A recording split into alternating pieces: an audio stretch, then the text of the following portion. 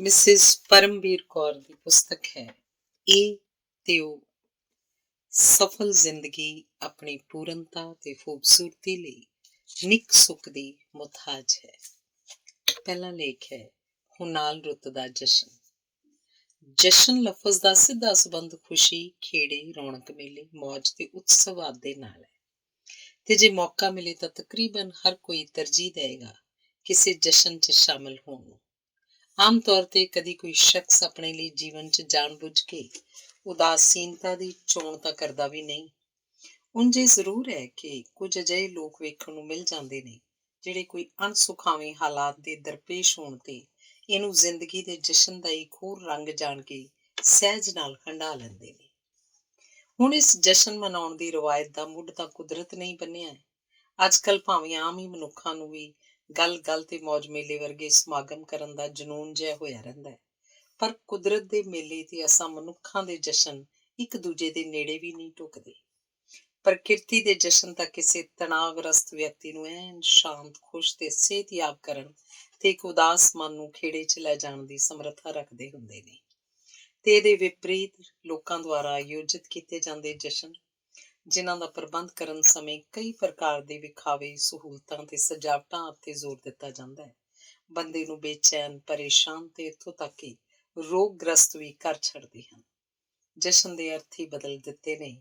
ਅਜੋਕੇ ਸਮਿਆਂ ਦੇ ਸ਼ੋਰ ਤੇ ਵਿਖਾਵੇਬਾਜ਼ੀ ਵਾਲੀ ਬਨਾਵਟੀ ਰਹਿਣੀ ਬਹਿਣੀ ਨੇ। ਸਕੂਨ ਤੇ ਸ਼ਾਂਤੀ ਦਾ ਕੋਈ ਵਾਹ ਵਾਸਤਾ ਨਹੀਂ ਹੁੰਦਾ ਇਹਨਾਂ ਸਮਾਗਮਾਂ ਦੇ ਨਾਲ। ਰੰਗ ਬਿਰੰਗੀ ਕੁਦਰਤ ਤਾਂ ਆਪਣੇ ਮੁੱਢ ਕਦੀਮਾਂ ਦੇ ਸੁਭਾਅ ਮੁਤਾਬਕ ਹਰ ਸਮੇਂ ਜਸ਼ਨ ਮਨਾਉਣ ਦੀ ਰੌਂਚ ਹੁੰਦੀ ਹੈ। ਇਸੇ ਗੁਣ ਸਦਕਾ ਇਹਦਾ ਰੌਣਕ ਮੇਲਾ ਨਿਰੰਤਰ ਜਾਰੀ ਰਹਿੰਦਾ ਹੈ। ਹਰ ਦਿਨ, ਹਰ ਰਾਤ, ਹਰ ਰੁੱਤ, ਹਰ ਪਲ ਤੇ ਹਰ ਹਾਲ 'ਚ ਜਿਹੜਾ ਵੀ ਇਹਦਾ ਆਨੰਦ ਮਾਣਨਾ ਚਾਹੇ ਚੁੱਪ-ਚੁਪੀਤਿਆਂ ਹੀ ਇਸ 'ਚ ਭਾਗ ਲੈ ਸਕਦਾ ਹੈ। ਸਭਨਾਂ ਨੂੰ ਖੁੱਲ੍ਹਾ ਸੱਦਾ ਹੁੰਦਾ ਹੈ, ਬਗੈਰ ਕੋਈ ਸ਼ਰਤਾਂ ਦੇ। ਬਸ ਕੇਵਲ ਇੱਕ ਅਨੁਸ਼ਾਸਨ ਵਿੱਚ ਵਿਚਰਨਾ ਮੁੱਢਲੀ ਜ਼ਰੂਰਤ ਹੈ, ਤਾਂ ਜੋ ਉੱਥੇ ਚੱਲ ਰਹੇ ਸਮਾਗਮ 'ਚ ਅਸੀਂ ਆਪਣੀ ਕਿਸੇ ਹਰਕਤ ਨਾਲ ਕੋਈ ਵਿਘਨ ਪਾਉਣ ਦਾ ਕਾਰਨ ਨਾ ਬਣੀਏ। ਪਰ ਫਿਰ ਇਹ ਕਿਹੜਾ ਕੋਈ ਅਸੰਭਵ ਕਾਰਜ ਹੈ।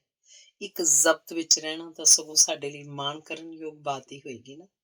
ਬਿਲਕੁਲ ਸਾਡੇ ਆਪਣੇ ਹਿੱਤ ਵਿੱਚ, ਤੇ ਕੌਣ ਨਹੀਂ ਚਾਹੇਗਾ ਆਪਣਾ ਹੀ ਭਲਾ ਕਰਨਾ।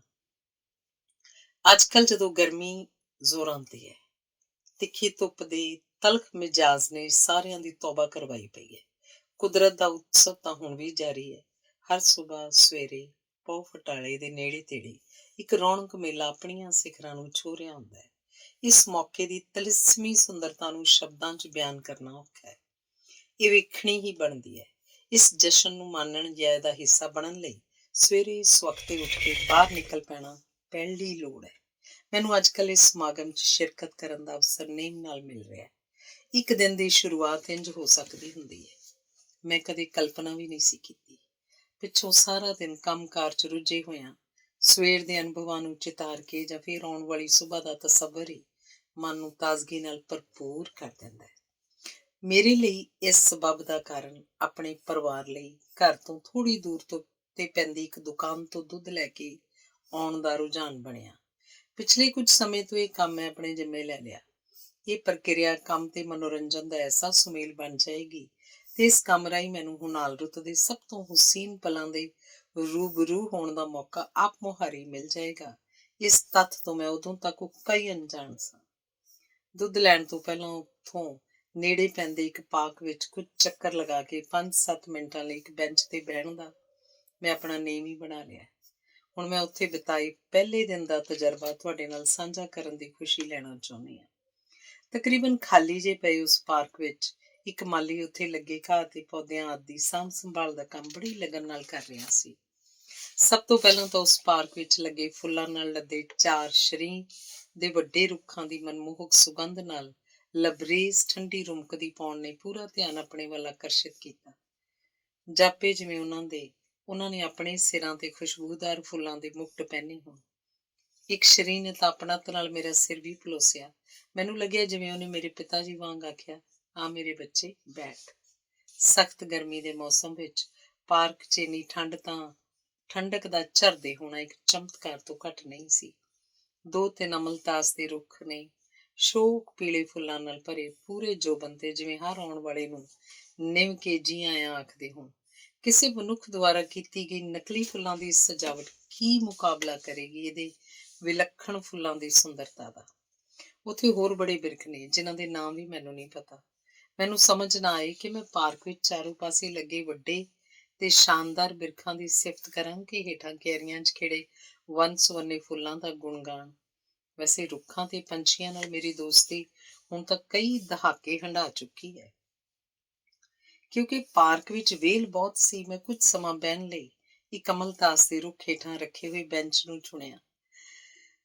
ਪਾਰਕ ਵਿੱਚ ਚਾਰ ਚੁਫੇਰੇ ਮੈਨਾ, ਬੁਲਬੁਲਾਂ, ਪੀਲੀ ਚੁੰਝ ਵਾਲੀਆਂ 7 ਭੈਣਾਂ ਚਿੜੀਆਂ ਨੇ ਚੰਗੀ ਰੌਣਕ ਲਾਈ ਹੋਈ ਸੀ।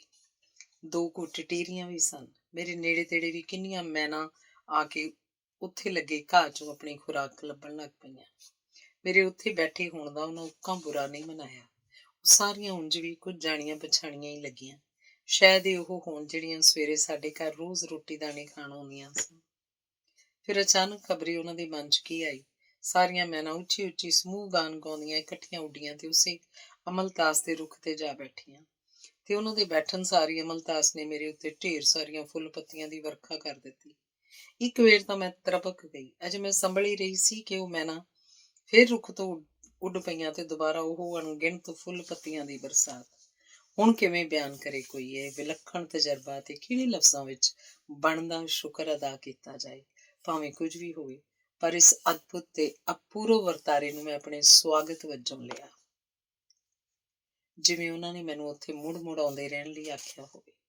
ਉੱਥੇ ਇੱਕ ਪਾਸੇ ਖੜੇ ਵੱਡੇ ਸਾਰੇ ਟਾਹਲੀ ਦੇ ਰੁੱਖ ਦੀਆਂ ਨਵੀਆਂ ਫੁੱਟੀਆਂ ਬਰੀਕ ਹਰੀਆਂ ਭਰੀਆਂ ਟਾਹਣੀਆਂ 'ਚੋਂ ਇੱਕ ਉੱਤੇ ਇੱਕ ਬੁਲਬੁਲ ਝੂਟੇ ਲੈ ਰਹੀ ਸੀ।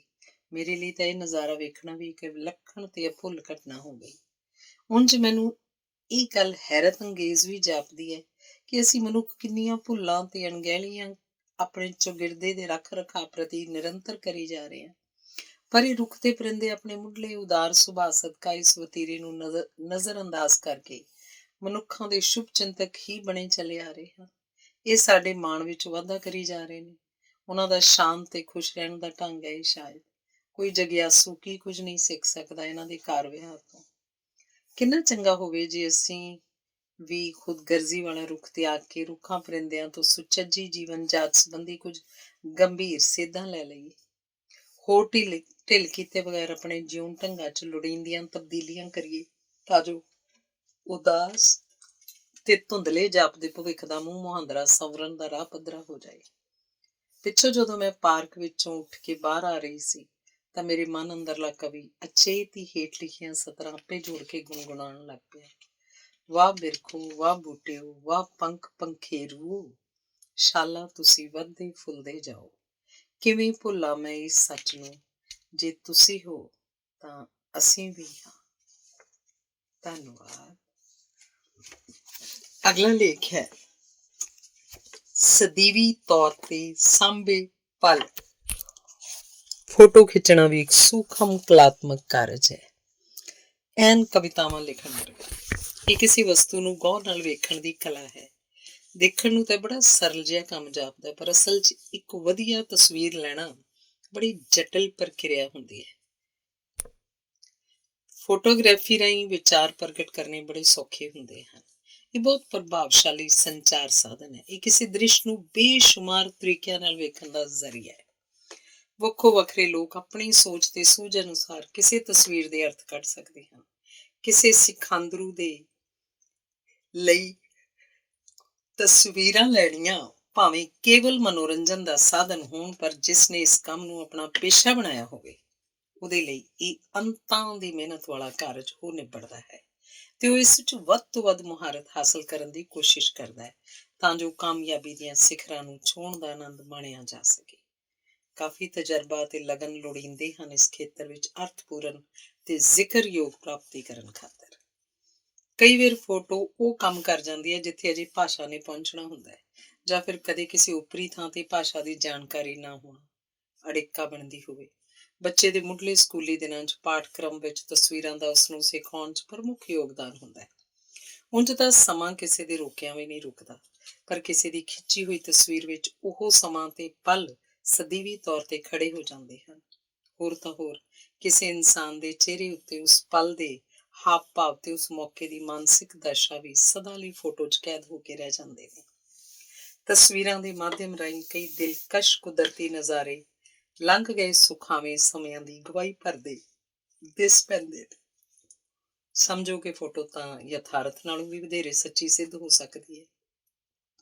ਲੋਕੀ ਫੋਟੋ ਨੂੰ ਵਿਸ਼ਵਾਸ ਕਰਨ ਯੋਗ ਮੰਨਦੇ ਵੀ ਜ਼ਿਆਦਾ ਹਨ।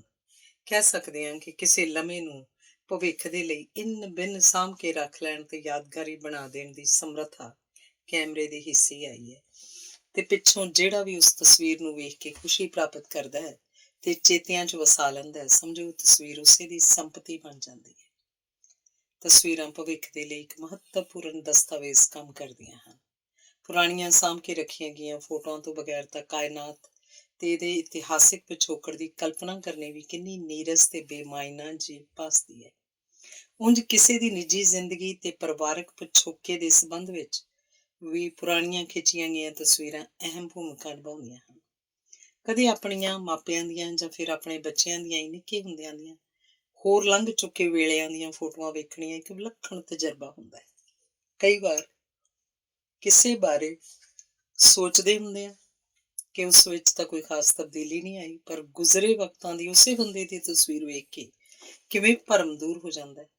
ਕਿਸੇ ਦੀ ਪੁਰਾਣੀ ਤਸਵੀਰ ਵੇਖ ਕੇ ਕਿਵੇਂ ਹੈਰਾਨ ਰਹਿ ਜਾਈਦਾ, ਤੇ ਇਵੇਂ ਹੀ ਸਾਡੀਆਂ ਫੋਟੋਆਂ ਵੇਖ ਕੇ ਦੂਜੇ ਲੋਕ ਦੰਗ ਰਹਿ ਜਾਂਦੇ ਨੇ। ਹੁਣ ਜਦੋਂ ਇਹ ਸੋਚਣ ਲੱਗ ਜਾਈਏ ਕਿ ਤਸਵੀਰਾਂ ਖਿੱਚਣ ਦਾ ਮੁੱਢ ਕਿਵੇਂ ਬੱਝਿਆ ਹੋਏਗਾ, ਤੇ ਇਸ ਪ੍ਰਕਿਰਿਆ ਦਾ ਇੱਕ ਪੁਰਾਣੇ ਸਾਦਾ ਜਿਹੇ ਕੈਮਰੇ ਤੋਂ ਲੈ ਕੇ ਅਜੋਕੇ ਅਤ ਆਧੁਨਿਕ ਰੰਗਦਾਰ ਤਸਵੀਰਾਂ ਲੈਣ ਵਾਲੇ ਕੈਮਰਿਆਂ, ਚਲ ਚਿੱਤਰ ਕੈਮਰੇ ਤੇ ਸੈਲਫੀ ਲੈਣ ਤੱਕ ਪੁੱਜਣਾ ਇੱਕ ਚਮਤਕਾਰ ਵਰਗੀ ਬਾਤ ਭਾਸਦੀ ਹੈ।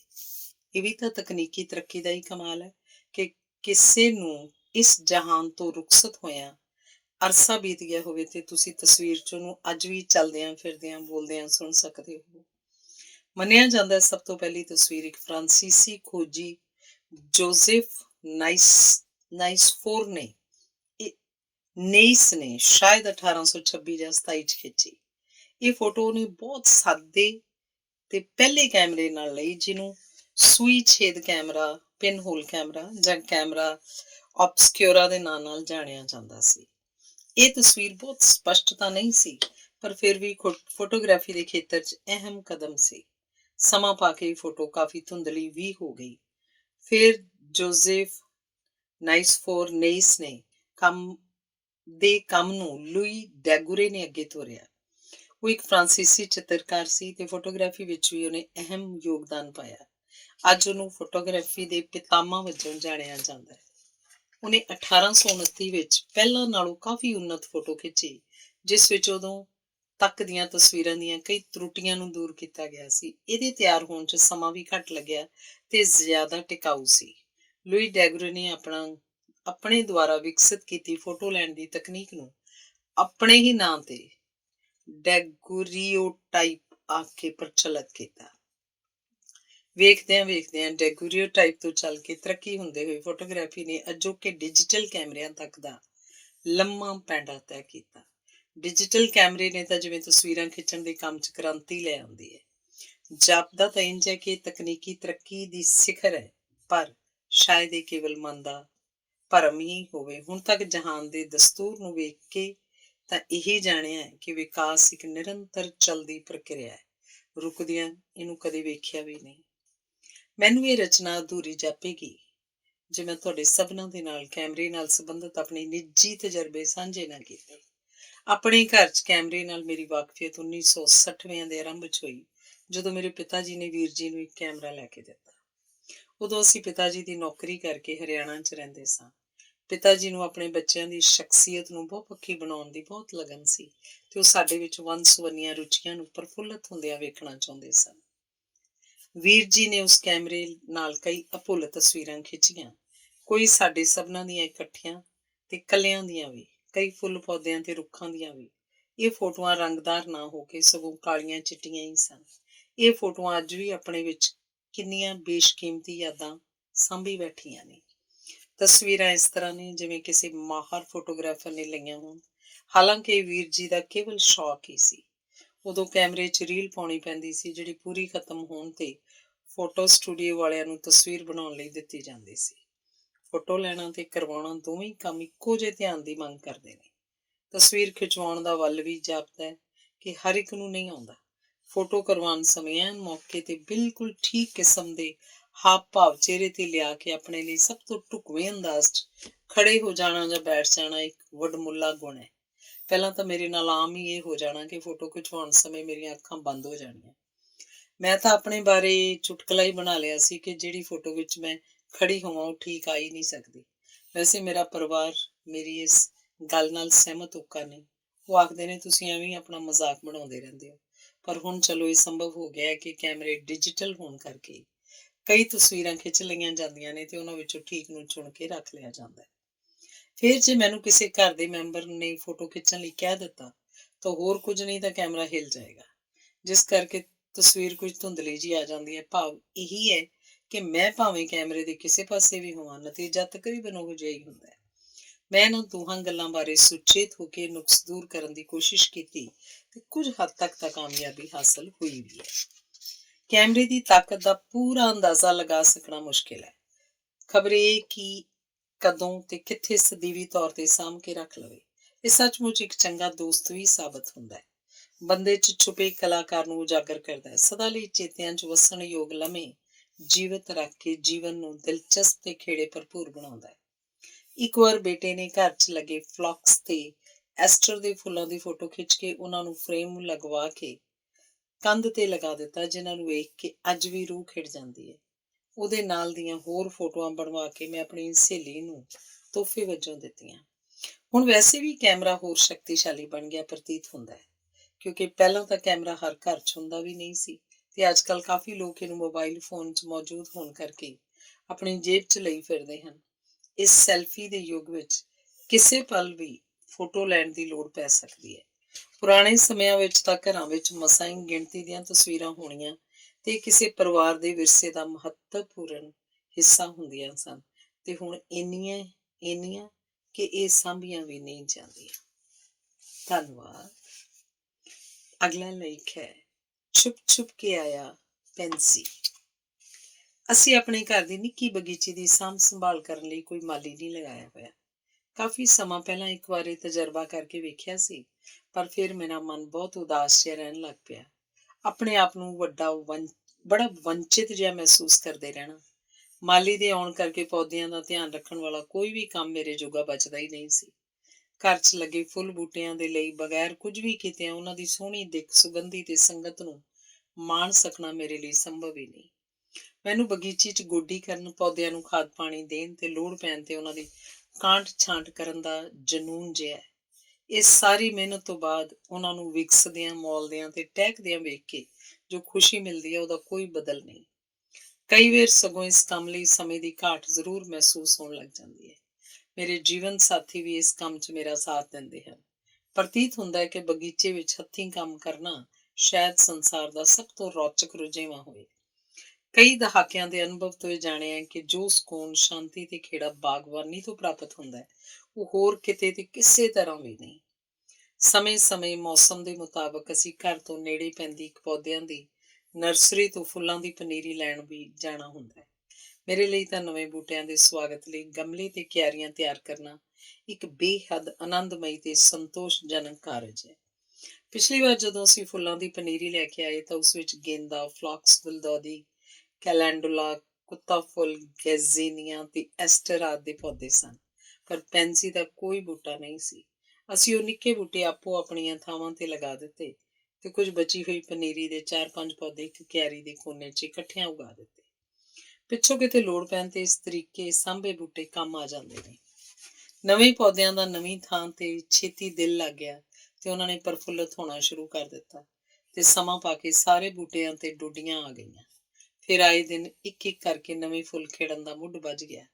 ਇਹਨਾਂ ਸਭਨਾਂ ਨੇ ਰਲ ਕੇ ਬਗੀਚੀ ਨੂੰ ਇੱਕ ਅਰਸ਼ੀ ਰੰਗਤ ਦੇ ਛੱਡੀ, ਪਰ ਉਸ ਸਮੇਂ ਮੇਰੀ ਹੈਰਾਨੀ ਦੀ ਹੱਦ ਨਾ ਰਹੀ ਜਦੋਂ ਇੱਕ ਸਵੇਰ ਮੈਨੂੰ ਉਸ ਬਚੀ ਹੋਈ ਪਨੀਰੀ 'ਚ ਇੱਕ ਵੱਡਾ ਹੋਇਆ ਪੈਂਸੀ ਦਾ ਪੌਦਾ ਦਿਸ ਪਿਆ। ਇਹ ਅੰਦਾਜ਼ਾ ਕਿ ਪੈਂਸੀ ਦਾ ਕੋਈ ਪੌਦਾ ਨਹੀਂ ਆਇਆ ਗਲਤ ਸਾਬਤ ਹੋ ਗਿਆ। ਮੈਂ ਚਿਰ ਨਹੀਂ ਲਾਇਆ ਤੇ ਉਸ ਬੂਟੇ ਨੂੰ ਇੱਕ ਨਿੱਕੇ ਸੋਹਣੇ ਗਮਲੇ 'ਚ ਲਗਾ ਦਿੱਤਾ। ਬਿਨਾਂ ਸ਼ੱਕ ਪੈਂਸੀ ਨੂੰ ਆਪਣਾ ਸੱਜਰਾ ਨਿਵੇਕਲਾ ਟਿਕਾਣਾ ਬਹੁਤ ਪਸੰਦ ਆਇਆ। ਕਿਉਂਕਿ ਉਹ ਇੱਕ ਦਿਨ ਲਈ ਵੀ ਨਾ ਉਦਾਸ ਹੋਇਆ ਨਾ ਹੀ ਮੁਰਝਾਇਆ। ਉਹ ਤਾਂ ਸਗੋਂ ਜੋਸ਼ ਨਾਲ ਵਧਣ ਫੁੱਲਣ ਦੇ ਰਾਹ ਪੈ ਕੇ ਖਿੜਿਆ ਖਿੜਿਆ ਨਜ਼ਰ ਆਉਣ ਲੱਗਾ। ਕੁਝ ਹੀ ਦਿਨਾਂ 'ਚ ਉਸ ਤੇ ਵੀ ਹਲਕੇ ਪੀਲੇ ਤੇ ਜਾਮਨੀ ਰੰਗ ਦੇ ਸੋਹਣੇ ਫੁੱਲ ਆ ਗਏ, ਜਿਹੜੇ ਹਵਾ ਦਾ ਬੁੱਲਾ ਆਉਣ ਤੇ ਇੰਝ ਭੁਲੇਖਾ ਪਾਉਂਦੇ ਜਿਵੇਂ ਤਿਤਲੀਆਂ ਉੜਦੀਆਂ ਪਈਆਂ ਹੋਣ। ਮੈਂ ਇਸ ਇਕਲਾਪੇ ਪੌਦੇ ਨੂੰ ਆਪਣੀ ਬਗੀਚੀ 'ਚ ਅਜਿਹੀ ਥਾਂ ਤੇ ਰੱਖ ਦਿੱਤਾ ਜਿੱਥੇ ਹਰ ਆਏ ਗਏ ਦਾ ਧਿਆਨ ਆਕਰਸ਼ਿਤ ਕਰਦਾ ਸੀ। ਜਦੋਂ ਕੋਈ ਇਹਦੀ ਸਿਫਤ ਕਰਦਾ ਤਾਂ ਸ਼ਾਇਦ ਬਗੀਚੀ ਵਿਚਲੇ ਬਾਕੀ ਦੇ ਫੁੱਲ ਇਸ ਤੇ ਰਸ਼ਕ ਹੀ ਨਾ ਕਰਦੇ ਹੋਣ। ਹੁਣ ਇਸ ਸਾਰੇ ਬਿਰਤਾਂਤ ਦੇ ਇਹ ਮਾਇਨੇ ਹਰਗਿਜ਼ ਨਹੀਂ ਕਿ ਬਗੀਚੇ ਦੇ ਬਾਕੀ ਸੁਹੱਪਣ ਭਰੇ ਮਹਿਕਾਂ ਵੰਡਦੇ ਫੁੱਲ ਪੌਦੇ ਕੋਈ ਪੈਂਜ਼ੀ ਨਾਲੋਂ ਘੱਟ ਮਹੱਤਵਪੂਰਨ ਹਨ। ਫਰਕ ਬਸ ਇੰਨਾ ਹੀ ਹੈ ਕਿ ਪੈਂਜ਼ੀ ਦਾ ਬੂਟਾ ਸਾਡੇ ਲਈ ਖਾਸ ਇਸ ਕਰਕੇ ਬਣ ਗਿਆ ਕਿ ਇਹਨੇ ਸਾਡੀ ਬਗੀਚੀ ਦੀ ਰੌਣਕ 'ਚ ਵਾਧਾ ਕਰਨ ਲਈ ਕਿੰਨਾ ਵਿਸ਼ੇਸ਼ ਉੱਦਮ ਕੀਤਾ ਤੇ ਬਾਕੀ ਦੀ ਪਨੀਰੀ ਨਾਲ ਕਿਵੇਂ ਚੁੱਪ-ਚੁਪੀਤੇ ਛੁਪ ਕੇ ਆ ਗਿਆ। ਮੈਂ ਸੱਚਮੁੱਚ ਹੀ ਪੈਂਜ਼ੀ ਦੁਆਰਾ ਕੀਤੀ ਗਈ ਇਸ ਖੇਚਲ ਲਈ ਸ਼ੁਕਰਗੁਜ਼ਾਰ ਹਾਂ। ਨਾਲ ਹੀ ਮਨ 'ਚ ਇਹ ਖਿਆਲ ਆ ਰਿਹਾ ਹੈ ਕਿ ਇਸ ਤਰ੍ਹਾਂ ਲੁੱਕ ਕੇ ਸਾਡੀ ਬਗੀਚੀ 'ਚ ਪੁੱਜਣ ਸਮੇਂ ਪੈਂਜ਼ੀ ਨੂੰ ਵੀ ਤਾਂ ਕਿੰਨਾ ਮਜ਼ਾ ਆਇਆ ਹੋਏਗਾ ਨਾ। ਤਦੇ ਹੀ ਸ਼ਾਇਦ ਇਹਦੇ ਫੁੱਲ ਸੋਨ ਸੁਨਹਿਰੀ ਧੁੱਪ ਵਿੱਚ ਕੁਝ ਵਧੇਰੇ ਖਿੜ ਖਿੜ ਕੇ ਹੱਸਦੇ ਦਿਖਾਈ ਦਿੰਦੇ ਨੇ। ਧੰਨਵਾਦ। ਅਗਲਾ ਲੇਖ ਹੈ ਬੂੰਦ ਬੂੰਦ ਵਿੱਚ ਸਾਗਰ। ਵਾਤਾਵਰਣ ਦੀ ਲਗਾਤਾਰ ਵਿਗੜਦੀ ਜਾ ਰਹੀ ਹਾਲਤ ਤੇ ਦਿਨੋਂ ਦਿਨ ਘਟਦੇ ਜਾ ਰਹੇ ਕੁਦਰਤੀ ਭੰਡਾਰ ਆਮ ਹੀ ਚਿੰਤਾ ਤੇ ਚਿੰਤਨ ਦਾ ਵਿਸ਼ਾ ਬਣਦੇ ਹਨ। ਇਹਨਾਂ ਮੁੱਦਿਆਂ ਤੇ ਬਹੁਤ ਕੁਝ ਪੜ੍ਹਨ ਨੂੰ ਵੀ ਮਿਲ ਜਾਂਦਾ ਹੈ। ਅਜੋਕੀ ਜੀਵਨ ਸ਼ੈਲੀ ਬਾਰੇ ਸੋਚ ਕੇ ਮਨ ਬੜਾ ਉਦਾਸ, ਭਾਰੀ ਤੇ ਬੁਝਿਆ ਜਿਹਾ ਮਹਿਸੂਸ ਕਰਨ ਲੱਗਦਾ ਹੈ ਤੇ ਅੱਗੋਂ ਕੋਈ ਬਹੁਤੀ ਰੋਸ਼ਨੀ ਦੀ ਝਲਕ ਵੀ ਨਜ਼ਰ ਨਹੀਂ ਪੈਂਦੀ। ਸਭ ਤੋਂ ਵੱਧ ਨਿਰਾਸ਼ਾ ਇਸ ਗੱਲੋਂ ਹੁੰਦੀ ਹੈ ਕਿ ਇਸ ਨਿਰੰਤਰ ਆ ਰਹੇ ਨਿਘਾਰ ਲਈ ਜ਼ਿੰਮੇਵਾਰ ਹੋਰ ਕੋਈ ਨਹੀਂ, ਬਲਕਿ ਇਸ ਗ੍ਰਹਿ ਉੱਤੇ ਵਿਚਰਨ ਵਾਲੀ ਸਭ ਤੋਂ ਉੱਤਮ ਜੂਨ ਨੂੰ ਮੰਨਿਆ ਜਾਂਦਾ ਮਨੁੱਖ ਹੈ। ਫਿਰ ਅਣਗਿਣਤ ਮਸ਼ਵਰੇ ਮੌਜੂਦਾ ਹਾਲਾਤ ਨੂੰ ਬਿਹਤਰ ਬਣਾਉਣ ਤੇ ਘੱਟੋ ਘੱਟ ਹੋਰ ਅੱਗੋਂ ਬਦਤਰ ਹੋਣ ਤੋਂ ਰੋਕਣ ਲਈ ਦਿੱਤੇ ਜਾਂਦੇ ਹਨ। ਜ਼ਾਹਿਰ ਹੈ ਕਿ ਇੱਕ ਵਿਸ਼ਾਲ ਤਜਵੀਜ਼ ਹੈ ਤੇ ਸਰਕਾਰਾਂ ਤੇ ਲੋਕਾਂ ਵੱਲੋਂ ਸਾਂਝੇ ਯੋਗਦਾਨ ਦੀ ਮੰਗ ਕਰਦੀ ਹੈ। ਪਿੱਛੇ ਜਿਹੇ ਇੱਕ ਦਿਨ ਮੈਨੂੰ ਅਜਿਹੀਆਂ ਫਿਕਰਾਂ ਨੇ ਘੇਰਿਆ ਹੋਇਆ ਸੀ ਕਿ ਅਚਾਨਕ ਆਪਣੀ ਅੰਦਰੋਂ ਆਵਾਜ਼ ਸੁਣਾਈ ਦਿੱਤੀ, ਪਤਾ ਹੈ ਬੂੰਦ ਬੂੰਦ ਨਾਲ ਸਾਗਰ ਭਰਦਾ ਹੈ। ਕੇਵਲ ਦੂਸਰਿਆਂ ਤੋਂ ਹੀ ਸਾਰੀਆਂ ਆਸਾਂ ਨਾ ਰੱਖੋ, ਇਹ ਦੱਸੋ ਕਿ ਤੁਸੀਂ ਆਪ ਇਸ ਧਰਤੀ ਤੇ ਵਾਤਾਵਰਨ ਨੂੰ ਬਚਾਉਣ ਖਾਤਰ ਕੀ ਕਰ ਰਹੇ ਹੋ। ਇਹ ਦਲੀਲ ਹੈ ਤਾਂ ਬਿਲਕੁਲ ਦਰੁਸਤ ਹੀ ਨਾ। ਆਖਿਰ ਇੱਕ ਬੰਦੇ ਦੀ ਭੂਮਿਕਾ ਮਹੱਤਵਪੂਰਨ ਹੁੰਦੀ ਹੈ। ਬਸ ਫੇਰ ਕੀ ਸੀ, ਆਪਣੇ ਵੱਲੋਂ ਪੁੱਟੇ ਜਾ ਰਹੇ ਨਿੱਕੇ ਨਿੱਕੇ ਕਦਮਾਂ ਦਾ ਲੇਖਾ ਜੋਖਾ ਕਰਨ ਦਾ ਮੁੱਢ ਵੱਜ ਗਿਆ। ਆਪਣੀ ਰੋਜ਼ਮर्रा ਦੀ ਰਹਿਣੀ ਬਹਿਣੀ ਦਾ ਮੁਲਾਂਕਣ ਕਰਦਿਆਂ ਖਿਆਲ ਆਇਆ ਕਿ ਸਾਡੇ ਪਰਿਵਾਰ ਨੇ ਪਿਛਲੇ ਕਈ ਦਹਾਕਿਆਂ ਤੋਂ ਕਦੇ ਕਿਸੇ ਮੌਕੇ ਤੇ ਇੱਕ ਵੀ ਪਟਾਕਾ ਨਹੀਂ ਚਲਾਇਆ। ਪੂਰੀ ਕੋਸ਼ਿਸ਼ ਇਹ ਹੁੰਦੀ ਹੈ ਕਿ ਕਿਸੇ ਵੀ ਤਰ੍ਹਾਂ ਹਵਾ ਜਾਂ ਸ਼ੋਰ ਪ੍ਰਦੂਸ਼ਣ ਵਿੱਚ ਵਾਧਾ ਨਾ ਕੀਤਾ ਜਾਏ। ਦੂਜਿਆਂ ਦੇ ਹੱਕਾਂ ਪ੍ਰਤੀ ਮੈਂ ਸਦਾ ਜਾਗਰੂਕ ਰਹਿੰਦੀ ਹਾਂ। ਮੈਂ ਆਪਣੀ ਰਸੋਈ ਵਿੱਚੋਂ ਨਿਕਲਦੇ ਫਲਾਂ ਸਬਜ਼ੀਆਂ ਦੇ ਛਿਲਕੇ ਤੇ ਹੋਰ ਰਹਿੰਦ ਖੂੰਹਦ ਆਦਿ ਨੂੰ ਆਪਣੀ ਬਗੀਚੇ ਵਿੱਚ ਖਾਲੀ ਥਾਂ ਤੇ ਟੋਆ ਪੁੱਟ ਕੇ ਦਬਾ ਦਿੰਦੀ ਹਾਂ। ਘਰ ਦੇ ਬਾਹਰੋਂ ਫਲ ਸਬਜ਼ੀ ਆਦਿ ਖਰੀਦਣ ਸਮੇਂ ਮੈਂ ਪੋਲੀਥੀਨ ਦੇ ਲਿਫਾਫੇ ਲੈਣ ਦੀ ਬਜਾਏ ਸਮਾਨ ਟੋਕਰੀ 'ਚ ਪਾ ਲੈਂਦੀ ਹਾਂ। ਉਂਝ ਵੀ ਮੈਂ ਮਾਰਕੀਟ ਜਾਣ ਸਮੇਂ ਕੱਪੜੇ ਦਾ ਥੈਲਾ ਲੈ ਕੇ ਜਾਣਾ ਪਸੰਦ ਕਰਦੀ ਹਾਂ। ਪਾਣੀ ਦੀ ਸੰਕੋਚਵੀਂ ਵਰਤੋਂ ਕਰਨਾ ਵੀ ਮੇਰੀਆਂ ਪ੍ਰਥਮਤਾਵਾਂ ਵਿੱਚ ਸ਼ਾਮਲ ਹੈ। ਜਦੋਂ ਵੀ ਸੰਭਵ ਹੋਵੇ ਇਹਨੂੰ ਮੁੜ ਵਰਤੋਂ 'ਚ ਲਿਆਉਣਾ ਤੇ ਅਜਾਈਂ ਤਾਂ ਬਿਲਕੁਲ ਨਾ ਗਵਾਉਣਾ ਮੇਰਾ ਕੁਦਰਤੀ ਸੁਭਾਅ ਬਣ ਚੁੱਕਾ ਹੈ। ਕਈਆਂ ਨੂੰ ਇਹ ਗੱਲਾਂ ਬੜੀਆਂ ਫਜ਼ੂਲ ਭਾਸਦੀਆਂ ਹੁੰਦੀਆਂ ਨੇ ਤੇ ਮੈਂ ਆਪ ਹੀ ਕਿਸੇ ਵਾਕਫ ਤੋਂ ਇਹ ਸੁਣ ਵੀ ਲੈਂਦੀ ਹਾਂ। ਆਪਾਂ ਨੂੰ ਇੰਨਾ ਕਰਨ ਦੀ ਕੀ ਲੋੜ ਹੈ ਜਦੋਂ ਖੁੱਲ੍ਹਾ ਪਾਣੀ ਮਿਲਦਾ ਪਿਆ, ਕਿਹੜਾ ਬਿੱਲ ਵੱਧਦਾ ਜਾਣਾ। ਫਿਰ ਮੇਰਾ ਉੱਤਰ ਹੁੰਦਾ ਹੈ, ਕਦੇ ਅਖਬਾਰਾਂ 'ਚ ਪਾਣੀ ਦੀ ਘਟਦੀ ਮਾਤਰਾ, ਪੱਧਰ ਦੇ ਨੀਵੇਂ ਹੋਣ ਬਾਰੇ ਤੇ ਕਈ ਸ਼ਹਿਰਾਂ ਵਿੱਚ ਇਸ ਦੀ ਤੰਗੀ ਬਾਰੇ ਪੜ੍ਹੋ ਤੇ ਦੇਖੋ ਤੁਹਾਡੇ ਵਿਚਾਰ ਕਿਵੇਂ ਬਦਲਦੇ। ਹਰਿਆਵਲ ਨੂੰ ਵੀ ਸਾਡੇ ਘਰ 'ਚ ਅਹਿਮ ਸਥਾਨ ਹਾਸਲ ਹੈ। ਫੁੱਲਾਂ ਪੌਦਿਆਂ ਦੀ ਸਾਂਭ ਸੰਭਾਲ ਕਰਨ ਦਾ ਮੈਨੂੰ ਜਨੂੰਨ ਜਿਹਾ ਹੀ ਹੈ। ਦੋ ਕੁ ਨਿੱਕੇ ਰੁੱਖ ਝਾੜੀਆਂ ਵੀ ਹਨ ਜਿਹੜੀਆਂ ਪੰਛੀਆਂ ਦੇ ਬੈਠਣ ਲਈ ਉਹਨਾਂ ਦੀ ਪਸੰਦੀਦਾ ਥਾਂ ਹਨ। ਸਾਨੂੰ ਸਭਨਾਂ ਨੂੰ ਬਾਖੂਬੀ ਪਤਾ ਹੈ ਕਿ ਵਾਤਾਵਰਣਿਕ ਸੰਤੁਲਨ ਕਾਇਮ ਰੱਖਣ ਵਿੱਚ ਬਿਰਖਾਂ ਤੇ ਝਾੜੀਆਂ ਆਦਿ ਤੋਂ ਇਲਾਵਾ ਪਰਿੰਦਿਆਂ ਦੀ ਵੀ ਕਿੰਨੀ ਮਹੱਤਤਾ ਹੈ। ਉਹਨਾਂ ਦੇ ਲਈ ਨੇਮ ਨਾਲ ਦਾਣੇ ਪਾਣੀ ਦਾ ਪ੍ਰਬੰਧ ਕਰਨਾ ਮੈਨੂੰ ਬੜਾ ਸੁਖਦ ਅਹਿਸਾਸ ਦਿੰਦਾ ਹੈ। ਕਾਗਜ਼ ਦੀ ਸੁਚੱਜੀ ਵਰਤੋਂ ਬਾਰੇ ਵੀ ਮੈਂ ਬਹੁਤ ਸੁਚੇਤ ਹਾਂ। ਜਿਹੜੇ ਹਰ ਰੋਜ਼ ਅਖਬਾਰਾਂ 'ਚ ਇਸ਼ਤਿਹਾਰਾਂ ਵਾਲੇ ਪਰਚੇ ਆ ਜਾਂਦੇ ਨੇ, ਉਹਨਾਂ ਨੂੰ ਇੱਕ ਵੱਡੇ ਸਾਰੇ ਲਿਫਾਫੇ 'ਚ ਸਾਂਭ ਕੇ ਰੱਖਣ ਦਾ ਮੈਂ ਰੁਝਾਨ ਬਣਾਇਆ ਹੋਇਆ, ਤਾਂ ਜੋ ਹੋਰ ਕੂੜੇ ਕਚਰੇ ਨਾਲ ਰਲ ਕੇ ਬੇਕਾਰ ਨਾ ਹੋ ਜਾਣ ਤੇ ਮੁੜ ਵਰਤੋਂ 'ਚ ਲਿਆਂਦੇ ਜਾ ਸਕਣ।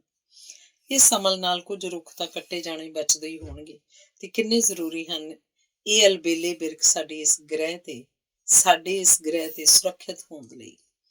ਮੇਰਾ ਘੱਟ ਵਰਤੋਂ, ਮੁੜ ਵਰਤੋਂ ਤੇ ਨਵੇਂ ਆਉਣ ਵਾਲੀ ਕਹਾਵਤ ਵਿੱਚ ਅਟੁੱਟ ਵਿਸ਼ਵਾਸ ਹੈ। ਇੱਕ ਪ੍ਰਸਿੱਧ ਅਮਰੀਕੀ ਵਾਤਾਵਰਣ ਲੇਖਿਕਾ ਤੇ ਲਿਮਿਟਸ ਆਫ ਗਰੋਥ ਪੁਸਤਕ ਦੀ ਮੁੱਖ ਲੇਖਿਕਾ ਡੋਨੈਲਾ ਮੀਡੋਜ਼ ਨੇ ਕਿਹਾ ਹੈ, ਦੁਨੀਆ ਭਰ ਦੇ ਸਾਇੰਸਦਾਨ ਇਸ ਗੱਲ ਨਾਲ ਸਹਿਮਤ ਹਨ ਕਿ ਵਾਤਾਵਰਣ ਨੂੰ ਮੌਜੂਦਾ ਸਥਿਤੀ 'ਚ ਸਥਿਰ ਰੱਖਣ ਲਈ ਵੀ ਸਾਨੂੰ ਇਹਨੂੰ ਨੁਕਸਾਨ ਪਹੁੰਚਾਉਣ ਵਾਲੀਆਂ ਵਸਤਾਂ ਤੇ ਆਦਤਾਂ ਵਿੱਚ 80% ਕਮੀ ਕਰਨੀ ਪਏਗੀ। ਜਿਵੇਂ ਕਿਹਾ ਜਾਂਦਾ ਹੈ ਕਿ ਬਿਜਲੀ ਦੀ ਬਚਤ ਕਰਨਾ ਬਿਜਲੀ ਪੈਦਾ ਕਰਨ ਦੇ ਤੁੱਲ ਹੁੰਦਾ ਹੈ, ਮੇਰੇ ਧਿਆਨ ਵਿੱਚ ਇਹ ਗੱਲ ਸਦਾ ਰਹਿੰਦੀ ਹੈ। ਕੇਵਲ ਲੋੜ ਸਮੇਂ ਇਹਦੀ ਵਰਤੋਂ ਕਰਨਾ ਤੇ ਫਜ਼ੂਲ ਤਾਂ ਬਿਲਕੁਲ ਨਾ ਗਵਾਉਣਾ ਕੁਦਰਤੀ ਜਾਪਦਾ ਹੈ। ਬਿਜਲੀ ਦੀ ਖਪਤ ਬਹੁਤ ਜ਼ਿਆਦਾ ਹੋਣ ਕਰਕੇ ਮੈਂ ਏਅਰ ਕੰਡੀਸ਼ਨਰ ਦੀ ਵਰਤੋਂ ਕਦੀ ਨਹੀਂ ਕੀਤੀ। ਜਿੰਨੀ ਵੱਧ ਬਿਜਲੀ ਖਰਚ ਹੁੰਦੀ ਹੈ, ਉਨੀ ਇਹਦੀ ਪੈਦਾਵਾਰ ਵਧਾਉਣੀ ਪੈਂਦੀ ਹੈ ਤੇ ਬਰਾਬਰ ਹੀ ਪ੍ਰਦੂਸ਼ਣ ਵਿੱਚ ਵਾਧਾ ਹੁੰਦਾ ਹੈ। ਉਂਝ ਵੀ ਅਸੀਂ ਘਰ 'ਚ ਵਾਤਾਵਰਣ ਦੀਆਂ ਮਿੱਤਰ LED ਲਾਈਟਾਂ ਲਾਈਆਂ ਹਨ। ਭਾਰਤ ਵਿਸ਼ਵ ਭਰ 'ਚ ਗ੍ਰੀਨ ਹਾਊਸ ਗੈਸਾਂ ਛੱਡਣ ਵਾਲੇ ਦੇਸ਼ਾਂ ਵਿੱਚ ਚੌਥੇ ਸਥਾਨ ਤੇ ਆਉਂਦਾ ਹੈ। ਅਜਿਹਾ ਮੁੱਖ ਤੌਰ ਤੇ ਇਸ ਦੇ ਖੇਤੀ ਪ੍ਰਧਾਨ ਦੇਸ਼ ਹੋਣ ਕਰਕੇ ਹੈ। ਜਿਹੜੇ ਲੋਕ ਸ਼ਾਕਾਹਾਰੀ ਹੁੰਦੇ ਹਨ, ਤੇ ਮੈਂ ਵੀ ਉਹਨਾਂ ਵਿੱਚ ਸ਼ਾਮਲ ਹਾਂ, ਕਾਰਬਨ ਡਾਈਆਕਸਾਈਡ ਤੇ ਮੀਥੇਨ ਦਾ ਹਵਾ ਵਿੱਚ ਪੱਧਰ ਘੱਟ ਰੱਖਣ 'ਚ ਵਡਮੁੱਲਾ ਯੋਗਦਾਨ ਪਾ ਰਹੇ ਹਨ। ਜਦੋਂ ਨੇੜੇ ਤੇੜੇ ਕਿਸੇ ਕੰਮ ਜਾਣਾ ਹੋਵੇ ਜਾਂ ਉਂਝ ਵੀ ਜਦੋਂ ਸੰਭਵ ਹੋਵੇ, ਮੈਂ ਹਮੇਸ਼ਾ ਪੈਦਲ ਜਾਣ ਨੂੰ ਤਰਜੀਹ ਦਿੰਦੀ ਹਾਂ। ਇਸ ਤਰ੍ਹਾਂ ਵਾਹਨਾਂ ਦੁਆਰਾ ਫੈਲਾਏ ਜਾ ਰਹੇ ਪ੍ਰਦੂਸ਼ਣ ਤੋਂ ਹਵਾ ਕੁਝ ਤਾਂ ਬਚਦੀ ਹੋਏਗੀ। ਜਨਤਕ ਵਾਹਨ ਦੀ ਸੁਵਿਧਾ ਜਿਵੇਂ ਬੱਸਾਂ ਆਦਿ ਦੀ ਵਰਤੋਂ ਕਰਨ 'ਚ ਵੀ ਮੇਰਾ ਬਹੁਤ ਭਰੋਸਾ ਹੈ। ਉਂਝ ਵੀ ਮੈਂ ਕਦੇ ਕਿਸੇ ਜਨਤਕ ਥਾਂ ਤੇ ਕੂੜਾ ਕਚਰਾ ਬਗੈਰ ਕੂੜੇਦਾਨ ਦੇ ਕਿਤੇ ਨਹੀਂ ਸੁੱਟਿਆ। ਆਪਣੇ ਆਲੇ ਦੁਆਲੇ ਤੇ ਦੇਸ਼ ਨੂੰ ਸਾਫ਼ ਰੱਖਣ ਬਾਰੇ ਮੈਂ ਮੁੱਢ ਤੋਂ ਹੀ ਸੁਚੇਤ ਰਹੀ ਹਾਂ। ਹੁਣ ਜਦੋਂ ਮੈਂ ਮਨ ਹੀ ਮਨ ਉਪਰੋਕਤ ਸਾਰਾ ਕੁਝ ਚਿਤਾਰ ਕੇ ਵਿਹਲੀ ਹੋਈ ਹਾਂ, ਤਾਂ ਬਹੁਤ ਚੰਗਾ ਲੱਗਿਆ ਕਿ ਚਲੋ ਆਪਣੀ ਮਾਂ ਸਮਾਨ ਪਿਆਰੀ ਧਰਤੀ ਲਈ ਕੁਝ ਕੁ ਤਾਂ ਕਰ ਹੀ ਰਹੇ ਹਾਂ। ਗੱਲਾਂ ਭਾਵੇਂ ਨਿੱਕੀਆਂ ਹੋਣ, ਪਰ ਇਕੱਠੀਆਂ ਹੋ ਕੇ ਵੱਡੇ ਨਤੀਜਿਆਂ ਦੀ ਆਸ ਦੇ ਬੀਜ ਤਾਂ ਬੀਜ ਹੀ ਦਿੰਦੀਆਂ ਨੇ ਨਾ। ਫਿਰ ਵੀ ਇਹ ਗੱਲ ਸ਼ਿੱਦਤ ਨਾਲ ਮਹਿਸੂਸ ਹੋ ਰਹੀ ਹੈ ਕਿ ਅਜੇ ਤਾਂ ਬਹੁਤ ਜ਼ਿਆਦਾ ਗੁੰਜਾਇਸ਼ ਹੈ ਹੋਰ ਅੱਗੇ ਵਧਣ ਦੀ ਤੇ ਬੜਾ ਕੁਝ ਚੰਗੇਰਾ ਕਰਨ ਦੀ। ਆਪਣੇ ਕੱਲ ਦੀ ਚਿੰਤਾ ਅੱਜ ਹੀ ਕਰਨੀ ਪਏਗੀ, ਵਰਨਾ ਦੇਰ ਹੋ ਜਾਣ ਦਾ ਖਦਸ਼ਾ ਹੈ।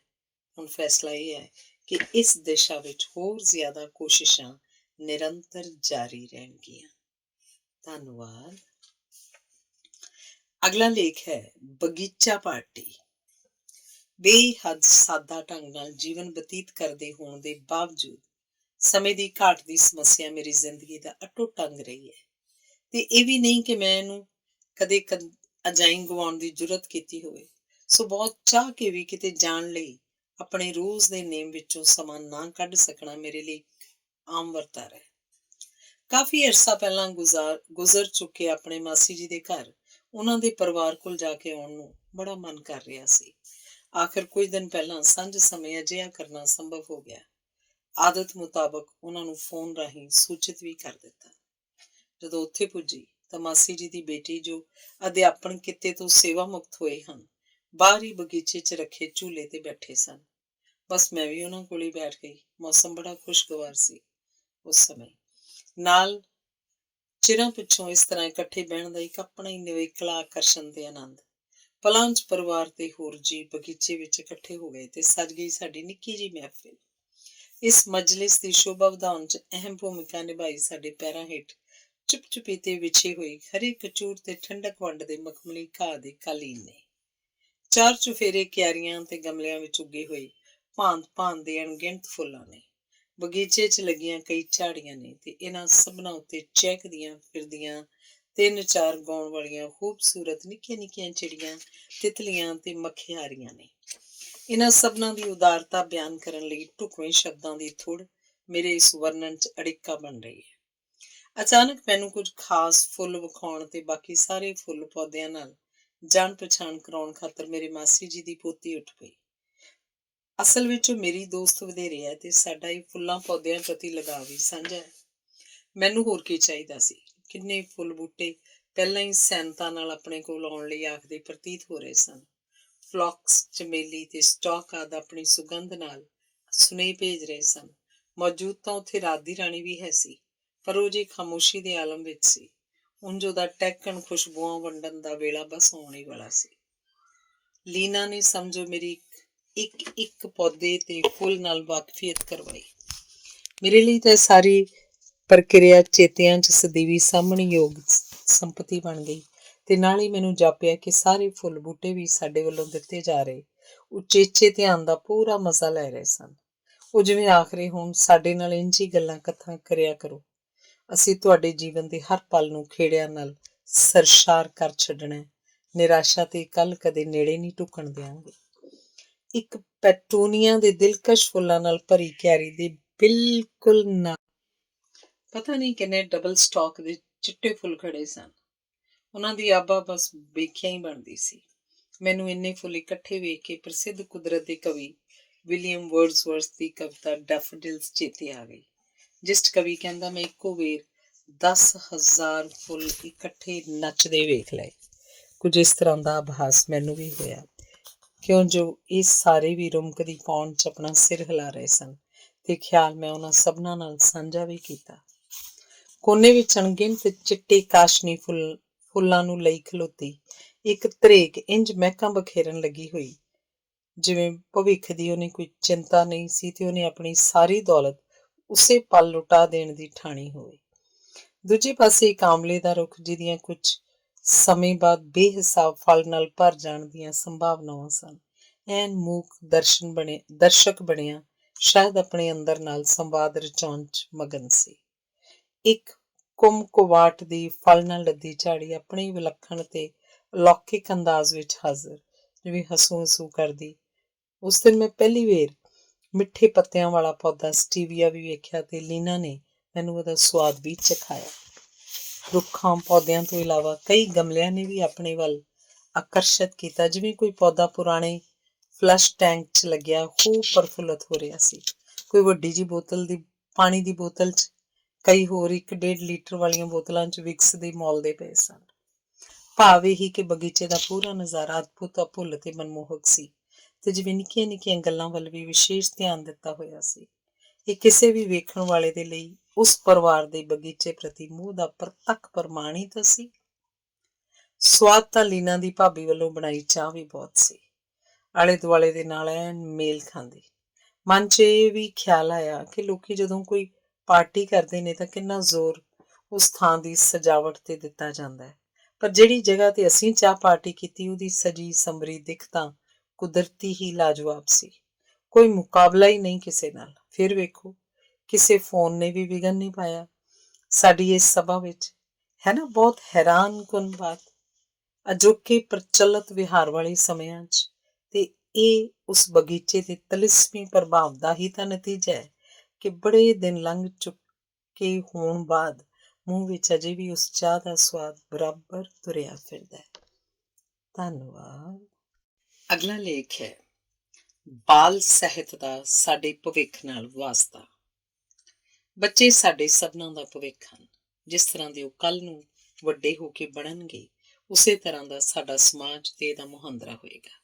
ਉਸੇ ਮਿਆਰ ਦਾ ਜੀਵਨ ਇੱਥੇ ਵਿਕਸਿਤ ਹੋਏਗਾ। ਉਹਨਾਂ ਦੀ ਸੋਚ ਤੇ ਸ਼ਖਸੀਅਤ ਇਸ ਗ੍ਰਹਿ ਦੇ ਪੂਰੇ ਮਾਹੌਲ ਨੂੰ ਪ੍ਰਭਾਵਿਤ ਕਰਨ ਵਾਲੀ ਹੈ। ਇੱਥੋਂ ਤੱਕ ਕਿਹਾ ਜਾ ਸਕਦਾ ਹੈ ਕਿ ਇਸ ਧਰਤੀ ਉੱਤੇ ਮਨੁੱਖ ਤੋਂ ਇਲਾਵਾ ਵਿਚਰਦੇ ਹੋਰ ਸਾਰੇ ਜੀਵ ਜਨਤਾ ਦਾ ਆਉਣ ਵਾਲਾ ਜੀਵਨ ਵੀ ਅੱਜ ਦੇ ਬੱਚਿਆਂ 'ਚ ਪ੍ਰਫੁੱਲਤ ਹੋ ਰਹੇ ਨਜ਼ਰੀਏ ਤੇ ਵਿਚਾਰਧਾਰਾ ਉੱਤੇ ਨਿਰਭਰ ਕਰਦਾ ਹੈ। ਇਹਨਾਂ ਸਭ ਕਾਰਨਾਂ ਕਰਕੇ ਸਦਾ ਹੀ ਇਹ ਲੋੜ ਰਹੀ ਹੈ ਕਿ ਬੱਚਿਆਂ ਦੇ ਸਰੀਰਕ, ਬੌਧਿਕ, ਮਾਨਸਿਕ ਤੇ ਭਾਵਨਾਤਮਕ ਵਿਕਾਸ ਵੱਲ ਬਣਦਾ ਧਿਆਨ ਦਿੱਤਾ ਜਾਵੇ। ਬਾਲਾਂ ਦੀ ਸੋਚ ਨੂੰ ਅਣਗਿਣਤ ਗੱਲਾਂ ਪ੍ਰਭਾਵਿਤ ਕਰਦੀਆਂ ਹਨ। ਇਹਨਾਂ 'ਚੋਂ ਇੱਕ ਮਹੱਤਵਪੂਰਨ ਅਸਰ ਤੇ ਭੂਮਿਕਾ ਉਹਨਾਂ ਨੂੰ ਉਪਲਬਧ ਕਰਾਈ ਜਾਂਦੀ ਪੜ੍ਹਨ ਸਮੱਗਰੀ ਦੀ ਵੀ ਹੁੰਦੀ ਹੈ। ਇਹ ਪੜ੍ਹਨ ਦਾ ਸਮਾਨ ਬੱਚਿਆਂ ਲਈ ਲਿਖੇ ਗਏ ਨਾਟਕ, ਕਹਾਣੀ, ਕਵਿਤਾ, ਵਾਰਤਕ, ਬੁਝਾਰਤ, ਜੀਵਨੀ, ਸਵੈ ਜੀਵਨੀ ਤੇ ਨਾਵਲ ਆਦਿ ਕਿਸੇ ਵੀ ਰੂਪ 'ਚ ਹੋ ਸਕਦਾ ਹੈ। ਇਸ ਸਾਰੇ ਕੁਝ ਦਾ ਸਾਂਝਾ ਨਾਮ ਬਾਲ ਸਾਹਿਤ ਹੈ। ਜੀਵਨ ਦੇ ਸੰਵੇਦਨਸ਼ੀਲ ਤੇ ਨਿਰਣਾਇਕ ਵਰ੍ਹਿਆਂ ਵਿੱਚ ਬਾਲ ਸਾਹਿਤ ਬੱਚੇ ਦੀ ਖਾਸ ਕਿਸਮ ਦੀ ਚਿੰਤਨ ਸ਼ੈਲੀ ਨੂੰ ਪੱਕ ਕਰਨ ਵਿੱਚ ਸਹਾਈ ਹੁੰਦਾ ਹੈ। ਅਸਲ ਵਿੱਚ ਬਾਲ ਸਾਹਿਤ ਬੱਚਿਆਂ ਨੂੰ ਕੋਈ ਉਸਾਰੂ ਸੁਨੇਹੇ ਦੇਣ ਲਈ ਇੱਕ ਬਹੁਤ ਪ੍ਰਭਾਵਸ਼ਾਲੀ ਤੇ ਭਰੋਸੇਯੋਗ ਮਾਧਿਅਮ ਹੈ। ਬਾਲ ਸਾਹਿਤ ਦੀ ਸ਼ੁਰੂਆਤ ਤਾਂ ਬੱਚਿਆਂ ਨੂੰ ਜ਼ਬਾਨੀ ਕਹਾਣੀਆਂ, ਕਾਵਿ ਟੋਟੇ ਤੇ ਬੁਝਾਰਤਾਂ ਆਦਿ ਸੁਣਾਉਣ ਤੋਂ ਹੋਈ। ਫਿਰ ਤਕਰੀਬਨ 18ਵੀਂ ਸਦੀ 'ਚ ਬੱਚਿਆਂ ਲਈ ਛਪੇ ਹੋਏ ਸਾਹਿਤ ਦੀ ਹੋਂਦ ਪ੍ਰਗਟ ਹੋ ਗਈ। ਪਰ 19ਵੀਂ ਤੇ 20ਵੀਂ ਸਦੀ ਨੂੰ ਬਾਲ ਸਾਹਿਤ ਦੇ ਸੁਨਹਿਰੀ ਯੁੱਗ ਵਜੋਂ ਜਾਣਿਆ ਜਾਂਦਾ ਹੈ। ਬਾਲ ਸਾਹਿਤ 'ਚ ਸਦਾ ਮੌਕੇ ਤੇ ਹਾਲਾਤ ਮੁਤਾਬਕ ਪਰੀ ਕਹਾਣੀਆਂ ਤੇ ਹੋਰ ਬਾਤਾਂ ਨੂੰ ਮਹੱਤਵਪੂਰਨ ਥਾਂ ਦਿੱਤੀ ਜਾਂਦੀ ਰਹੀ। ਬੱਚਿਆਂ ਦੀ ਜਗਿਆਸਾ ਤੇ ਮਨੋਰੰਜਨ ਦੀਆਂ ਲੋੜਾਂ ਨੂੰ ਮੁੱਖ ਰੱਖਦੇ ਹੋਏ ਸਾਹਿਤ ਸਿਰਜਣਾ ਕੀਤੀ ਗਈ। ਹੁਣ ਇਹ ਸਵਾਲ ਕਿ ਬਾਲ ਸਾਹਿਤ ਕਿਵੇਂ ਦਾ ਹੋਵੇ ਰੌਚਕ ਹੋਣ ਦੇ ਨਾਲ ਗੰਭੀਰ ਚਿੰਤਨ ਦੀ ਮੰਗ ਵੀ ਕਰਦਾ ਹੈ। ਇਹ ਵਿਸ਼ਾ ਸ਼ਾਇਦ ਅਣਗੌਲਿਆ ਹੀ ਰਹਿ ਜਾਂਦਾ ਜੇ ਸਿਗਮੰਡ ਫਰਾਇਡ, ਜੌਨ ਕੌਮਨੀਅਸ ਤੇ ਜੀਨ ਪਿਗੇਟ ਵਰਗੇ ਹੋਰ ਕਈ ਕਾਬਲ ਮਨੋਵਿਗਿਆਨੀਆਂ ਨੇ ਬਾਲਾਂ ਦੀਆਂ ਵੱਖਰੀਆਂ ਨਿੱਜੀ ਤੇ ਖਾਸ ਲੋੜਾਂ ਵੱਲ ਧਿਆਨ ਨਾ ਦਿਵਾਇਆ ਹੁੰਦਾ। ਬਾਲ ਸਾਹਿਤ ਸਿਰਜਣ ਦੇ ਮੁੱਖ ਉਦੇਸ਼ ਤਾਂ ਇਹੀ ਹੁੰਦੇ ਨੇ ਕਿ ਬੱਚਿਆਂ ਦਾ ਵਧੀਆ ਢੰਗ ਨਾਲ ਮਨੋਰੰਜਨ ਹੋ ਸਕੇ। ਫਿਰ ਜੋ ਉਹ ਪੜ੍ਹਦੇ ਹਨ ਉਸ ਤੋਂ ਉਹਨਾਂ ਨੂੰ ਕੋਈ ਉਸਾਰੂ ਸੇਧ ਤੇ ਪ੍ਰੇਰਨਾ ਵੀ ਪ੍ਰਾਪਤ ਹੋਵੇ। ਬੱਚਿਆਂ ਲਈ ਜੋ ਵੀ ਪੜ੍ਹਨ ਸਮੱਗਰੀ ਹੋਵੇ ਉਹਦਾ ਮਿਆਰੀ ਹੋਣਾ ਲਾਜ਼ਮੀ ਹੈ। ਉਹ ਵਰਤਮਾਨ ਦੀ ਕਸਵੱਟੀ ਤੇ ਖਰੀ ਉਤਰੇ, ਉਸ ਤੋਂ ਤਰਕ ਸੰਗਤ ਸੁਨੇਹੇ ਮਿਲਦੇ ਹੋਣ ਜਿਹਨੂੰ ਪੜ੍ਹ ਕੇ ਬੱਚਿਆਂ ਦਾ ਮੂੰਹ ਚਾਨਣੇ ਭਵਿੱਖ ਵੱਲ ਨੂੰ ਹੋ ਜਾਏ। ਉਹ ਕੁਦਰਤੀ ਤੌਰ ਤੇ ਰੌਸ਼ਨ ਦਿਮਾਗ ਬਣਨ ਵੱਲ ਨੂੰ ਜਾਣ। ਸਾਹਿਤ ਰਚਨਾ ਸਮੇਤ ਧਿਆਨ ਰੱਖਣਾ ਵੀ ਬਣਦਾ ਹੈ ਕਿ ਉਸ ਵਿੱਚ ਵਰਤੀ ਗਈ ਭਾਸ਼ਾ ਵਿਆਕਰਣ ਪੱਖੋਂ ਬਿਲਕੁਲ ਦਰੁਸਤ ਹੋਵੇ। ਉੱਚ ਪਾਏ ਦੇ ਤੇ ਮਿਆਰੀ ਸ਼ਬਦਾਂ ਦੀ ਚੋਣ ਵੀ ਬਾਲ ਸਾਹਿਤ ਦੀ ਇੱਕ ਹੋਰ ਪ੍ਰਮੁੱਖ ਲੋੜ ਹੈ। ਇਹਦਾ ਅਸਰ ਪਿੱਛੋਂ ਆਉਣ ਵਾਲੇ ਜੀਵਨ ਵਿੱਚ ਬੱਚਿਆਂ ਦੀ ਬੋਲਚਾਲ ਉੱਤੇ ਪ੍ਰਤੱਖ ਤੌਰ ਤੇ ਵੇਖਿਆ ਜਾ ਸਕਦਾ ਹੁੰਦਾ ਹੈ। ਜਦੋਂ ਬੱਚਾ ਕੋਈ ਰਚਨਾ ਪੜ੍ਹਦਾ ਹੈ ਤਾਂ ਸਭ ਤੋਂ ਪਹਿਲਾਂ ਉਹਦੀ ਮਾਨਸਿਕ ਪੱਧਰ ਦੀ ਹੋਵੇ ਤੇ ਇਹ ਉਹਨੂੰ ਰੌਚਕ ਵੀ ਜਾਪੇ। ਦਿਲਚਸਪੀ ਤੋਂ ਬਾਅਦ ਇਹ ਬੱਚੇ ਦੇ ਮਨ 'ਚ ਜਿਗਿਆਸਾ ਪੈਦਾ ਕਰੇ ਤੇ ਉਹਨੂੰ ਪੂਰਾ ਪੜ੍ਹ ਲੈਣ ਤੋਂ ਪਿੱਛੋਂ ਸੋਚਣ ਲਈ ਮਜਬੂਰ ਕਰੇ ਤੇ ਅੰਤ ਵਿੱਚ ਚੁੱਪ ਚੁਪੀਤਿਆਂ ਹੀ ਕੋਈ ਕਾਰਗਰ ਸੁਨੇਹਾ ਬੱਚੇ ਦੇ ਮਨ 'ਚ ਘਰ ਕਰ ਜਾਏ। ਬੱਚੇ ਨੂੰ ਕਦਾਚਿਤ ਇਹ ਮਹਿਸੂਸ ਨਾ ਹੋਵੇ ਕਿ ਕੋਈ ਸਲਾਹ ਉੱਤੇ ਥੋਪੀ ਜਾ ਰਹੀ ਹੈ। ਉਂਝ ਬਾਲ ਸਾਹਿਤ ਦਾ ਮਕਸਦ ਬੱਚਿਆਂ ਨੂੰ ਕੇਵਲ ਕਿਤਾਬੀ ਗਿਆਨ ਲੈਣ ਵੱਲ ਹੀ ਪ੍ਰੇਰਿਤ ਕਰਨਾ ਨਹੀਂ ਹੁੰਦਾ। ਇਹਨੇ ਬੱਚਿਆਂ ਦੀ ਸੰਤੁਲਿਤ ਤੇ ਸੰਪੂਰਨ ਸ਼ਖਸੀਅਤ ਉਸਾਰੀ ਵਿੱਚ ਮਹੱਤਵਪੂਰਨ ਭੂਮਿਕਾ ਅਦਾ ਕਰਨੀ ਹੁੰਦੀ ਹੈ। ਬਾਲ ਸਾਹਿਤ ਅਜਿਹਾ ਹੋਵੇ ਜਿਹਨੂੰ ਪੜ੍ਹਨ ਸੁਣਨ ਨਾਲ ਬੱਚਿਆਂ ਵਿੱਚ ਵਧੀਆ ਤੇ ਸੁਚੱਜੀ ਜੀਵਨ ਜਾਚ ਅਪਣਾਉਣ ਲਈ ਚਾਅ ਪੈਦਾ ਹੋਵੇ। ਉਸ ਵਿੱਚ ਅਜਿਹਾ ਕੁਝ ਨਹੀਂ ਹੋਣਾ ਚਾਹੀਦਾ ਜਿਸ ਤੋਂ ਬੱਚਿਆਂ ਨੂੰ ਕਿਸੇ ਵੀ ਪ੍ਰਕਾਰ ਦਾ ਨਾਪੱਖੀ ਸੁਨੇਹਾ ਮਿਲਦਾ ਹੋਵੇ। ਉਹ ਆਸ਼ਾਵਾਦੀ ਸੋਚ ਨੂੰ ਅੰਗ ਸੰਗ ਰੱਖਦਿਆਂ ਇੱਕ ਵਧੀਆ ਇਨਸਾਨ, ਚੰਗੇ ਵਿਦਿਆਰਥੀ, ਜ਼ਿੰਮੇਵਾਰ ਨਾਗਰਿਕ ਤੇ ਆਗਿਆਕਾਰ ਔਲਾਦ ਬਣਨ ਲਈ ਤਤਪਰ ਹੋ ਜਾਣ। ਸਮਾਜ ਵਿੱਚ ਵਿਚਰਦਿਆਂ ਆਪਣੇ ਤੋਂ ਘੱਟ ਸਾਧਨ ਸਹੂਲਤਾਂ ਵਾਲਿਆਂ ਦੀਆਂ ਲੋੜਾਂ ਪ੍ਰਤੀ ਸੰਵੇਦਨਸ਼ੀਲ ਹੋਣਾ। ਉਹਨਾਂ ਦਾ ਵਿਹਾਰ ਹਰ ਇੱਕ ਦੇ ਪ੍ਰਤੀ ਸੋਝ ਸਲੀਕੇ ਵਾਲਾ ਹੋਵੇ ਤੇ ਇਹ ਸਭ ਕੁਝ ਬਣਨ ਦੇ ਕਰਨ ਵਿੱਚ ਉਹ ਮਾਣ ਮਹਿਸੂਸ ਕਰਨ। ਆਪਣੀ ਸੋਚ ਤੇ ਸੂਝ-ਬੂਝ ਦੇ ਹਾਣ ਦੀਆਂ ਰਚਨਾਵਾਂ ਵਾਚਣ ਪਿੱਛੋਂ ਬੱਚਿਆਂ ਵਿੱਚ ਵੀ ਇਸ ਧਰਤੀ ਨੂੰ ਇੱਕ ਬਿਹਤਰ ਤੇ ਰਹਿਣਯੋਗ ਥਾਂ ਬਣਾਉਣ ਖਾਤਰ ਉਮੰਗ ਪੈਦਾ ਹੋਵੇ। ਗਿਆਨ ਵਿੱਚ ਵਾਧਾ ਹੋਣ ਦੇ ਨਾਲ ਨਾਲ ਉਚਾਈਆਂ ਨੂੰ ਛੋਹ ਲੈਣ ਦੀ ਤਾਂਘ ਵੀ ਸਹਿਜੇ ਹੀ ਉਤਪੰਨ ਹੋ ਜਾਏ। ਬੱਚਿਆਂ ਲਈ ਜੋ ਲਿਖਿਆ ਜਾਂਦਾ ਹੈ ਉਹਨਾਂ ਦੀ ਸੋਚ ਸ਼ਕਤੀ ਨੂੰ ਪ੍ਰਫੁੱਲਤ ਕਰੇ ਤੇ ਕਲਪਨਾ ਨੂੰ ਵੀ ਖੰਭ ਲੱਗਣ ਤਾਂ ਜੋ ਆਪ ਵੀ ਕੁਝ ਨਵਾਂ ਤੇ ਕਲਾਤਮਕ ਸਿਰਜਣ ਲਈ ਪ੍ਰੇਰਿਤ ਹੋਣ। ਹਰ ਬੱਚੇ ਦੇ ਅੰਦਰ ਕੁਝ ਕਰ ਗੁਜ਼ਰਨ ਲਈ ਅਸੀਮ ਸੰਭਾਵਨਾਵਾਂ ਤੇ ਪ੍ਰਤਿਭਾ ਛੁਪੀ ਹੁੰਦੀ ਹੈ। ਜੇ ਪੜ੍ਹਨ ਸਮੱਗਰੀ ਇਹਨਾਂ ਖੂਬੀਆਂ ਨੂੰ ਉਜਾਗਰ ਕਰਨ ਦਾ ਸਬੱਬ ਬਣਦੀ ਹੈ ਤਾਂ ਸਮਝੋ ਬਾਲ ਸਾਹਿਤ ਦਾ ਇੱਕ ਮਹੱਤਵਪੂਰਨ ਮਕਸਦ ਤਾਂ ਪੂਰਾ ਹੋ ਰਿਹਾ ਹੈ। ਮਿਆਰੀ ਬਾਲ ਸਾਹਿਤ ਦੇ ਬਾਰੇ ਇਸ ਤਰ੍ਹਾਂ ਕਹਿ ਸਕਦੇ ਹਾਂ ਕਿ ਇਹਨੂੰ ਪੜ੍ਹ ਕੇ ਬੱਚੇ ਹੀ ਕੀ ਸਗੋਂ ਬਜ਼ੁਰਗ ਵੀ ਮਨੋਰੰਜਨ ਦੇ ਨਾਲ ਨਾਲ ਕੋਈ ਉਸਾਰੂ ਸੇਧ ਲੈ ਸਕਦੇ ਨੇ। ਆਖਿਰ ਬੰਦਾ ਸਿੱਖਦਾ ਤਾਂ ਉਮਰ ਭਰ ਹੀ ਰਹਿੰਦਾ ਹੈ ਨਾ।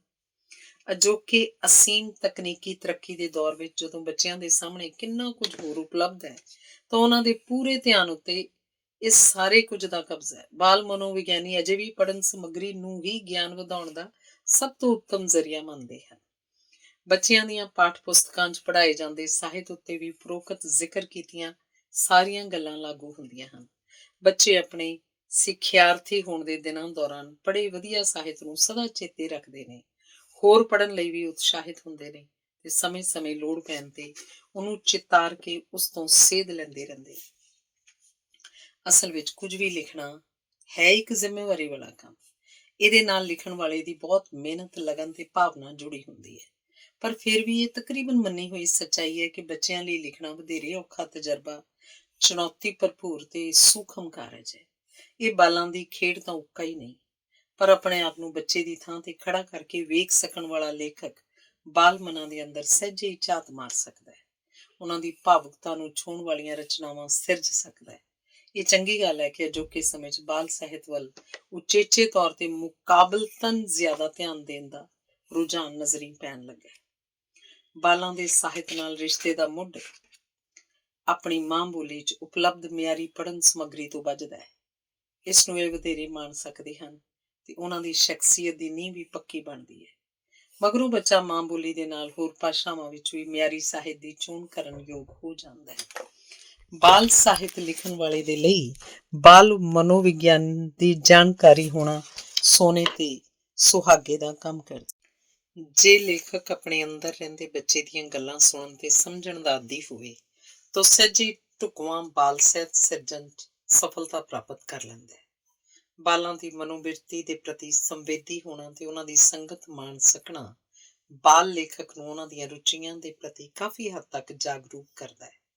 ਰਚਨਾ ਬਾਰੇ ਬੱਚਿਆਂ ਦੀਆਂ ਟਿੱਪਣੀਆਂ, ਉਹਨਾਂ ਵੱਲੋਂ ਉਠਾਏ ਜਾਂਦੇ ਸਵਾਲ ਤੇ ਸ਼ੰਕੇ ਆਦਿ ਵੀ ਬਾਲ ਸਾਹਿਤ ਲੇਖਕ ਦੇ ਲਈ ਰਾਹ ਦਸੇਰੇ ਦਾ ਕੰਮ ਕਰਦੇ ਹਨ। ਫਿਰ ਲੇਖਕ ਆਪਣੀ ਰੁਚੀ, ਮਿਹਨਤ ਤੇ ਲਗਨ ਸਦਕਾ ਆਏ ਦਿਨ ਚੰਗੇਰਾ ਬਾਲ ਸਾਹਿਤ ਸਿਰਜਣ ਵੱਲ ਕਦਮ ਪੁੱਟਦਾ ਰਹਿੰਦਾ ਹੈ।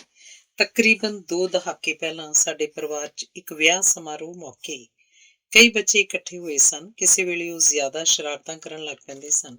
ਅਜਿਹੀ ਇੱਕ ਅਵਸਰ ਤੇ ਮੈਂ ਉਹਨਾਂ ਨੂੰ ਆਖਿਆ, ਆਓ ਮੇਰੇ ਕੋਲ ਬੈਠੋ, ਮੈਂ ਤੁਹਾਨੂੰ ਇੱਕ ਕਹਾਣੀ ਸੁਣਾਉਣੀ ਆ।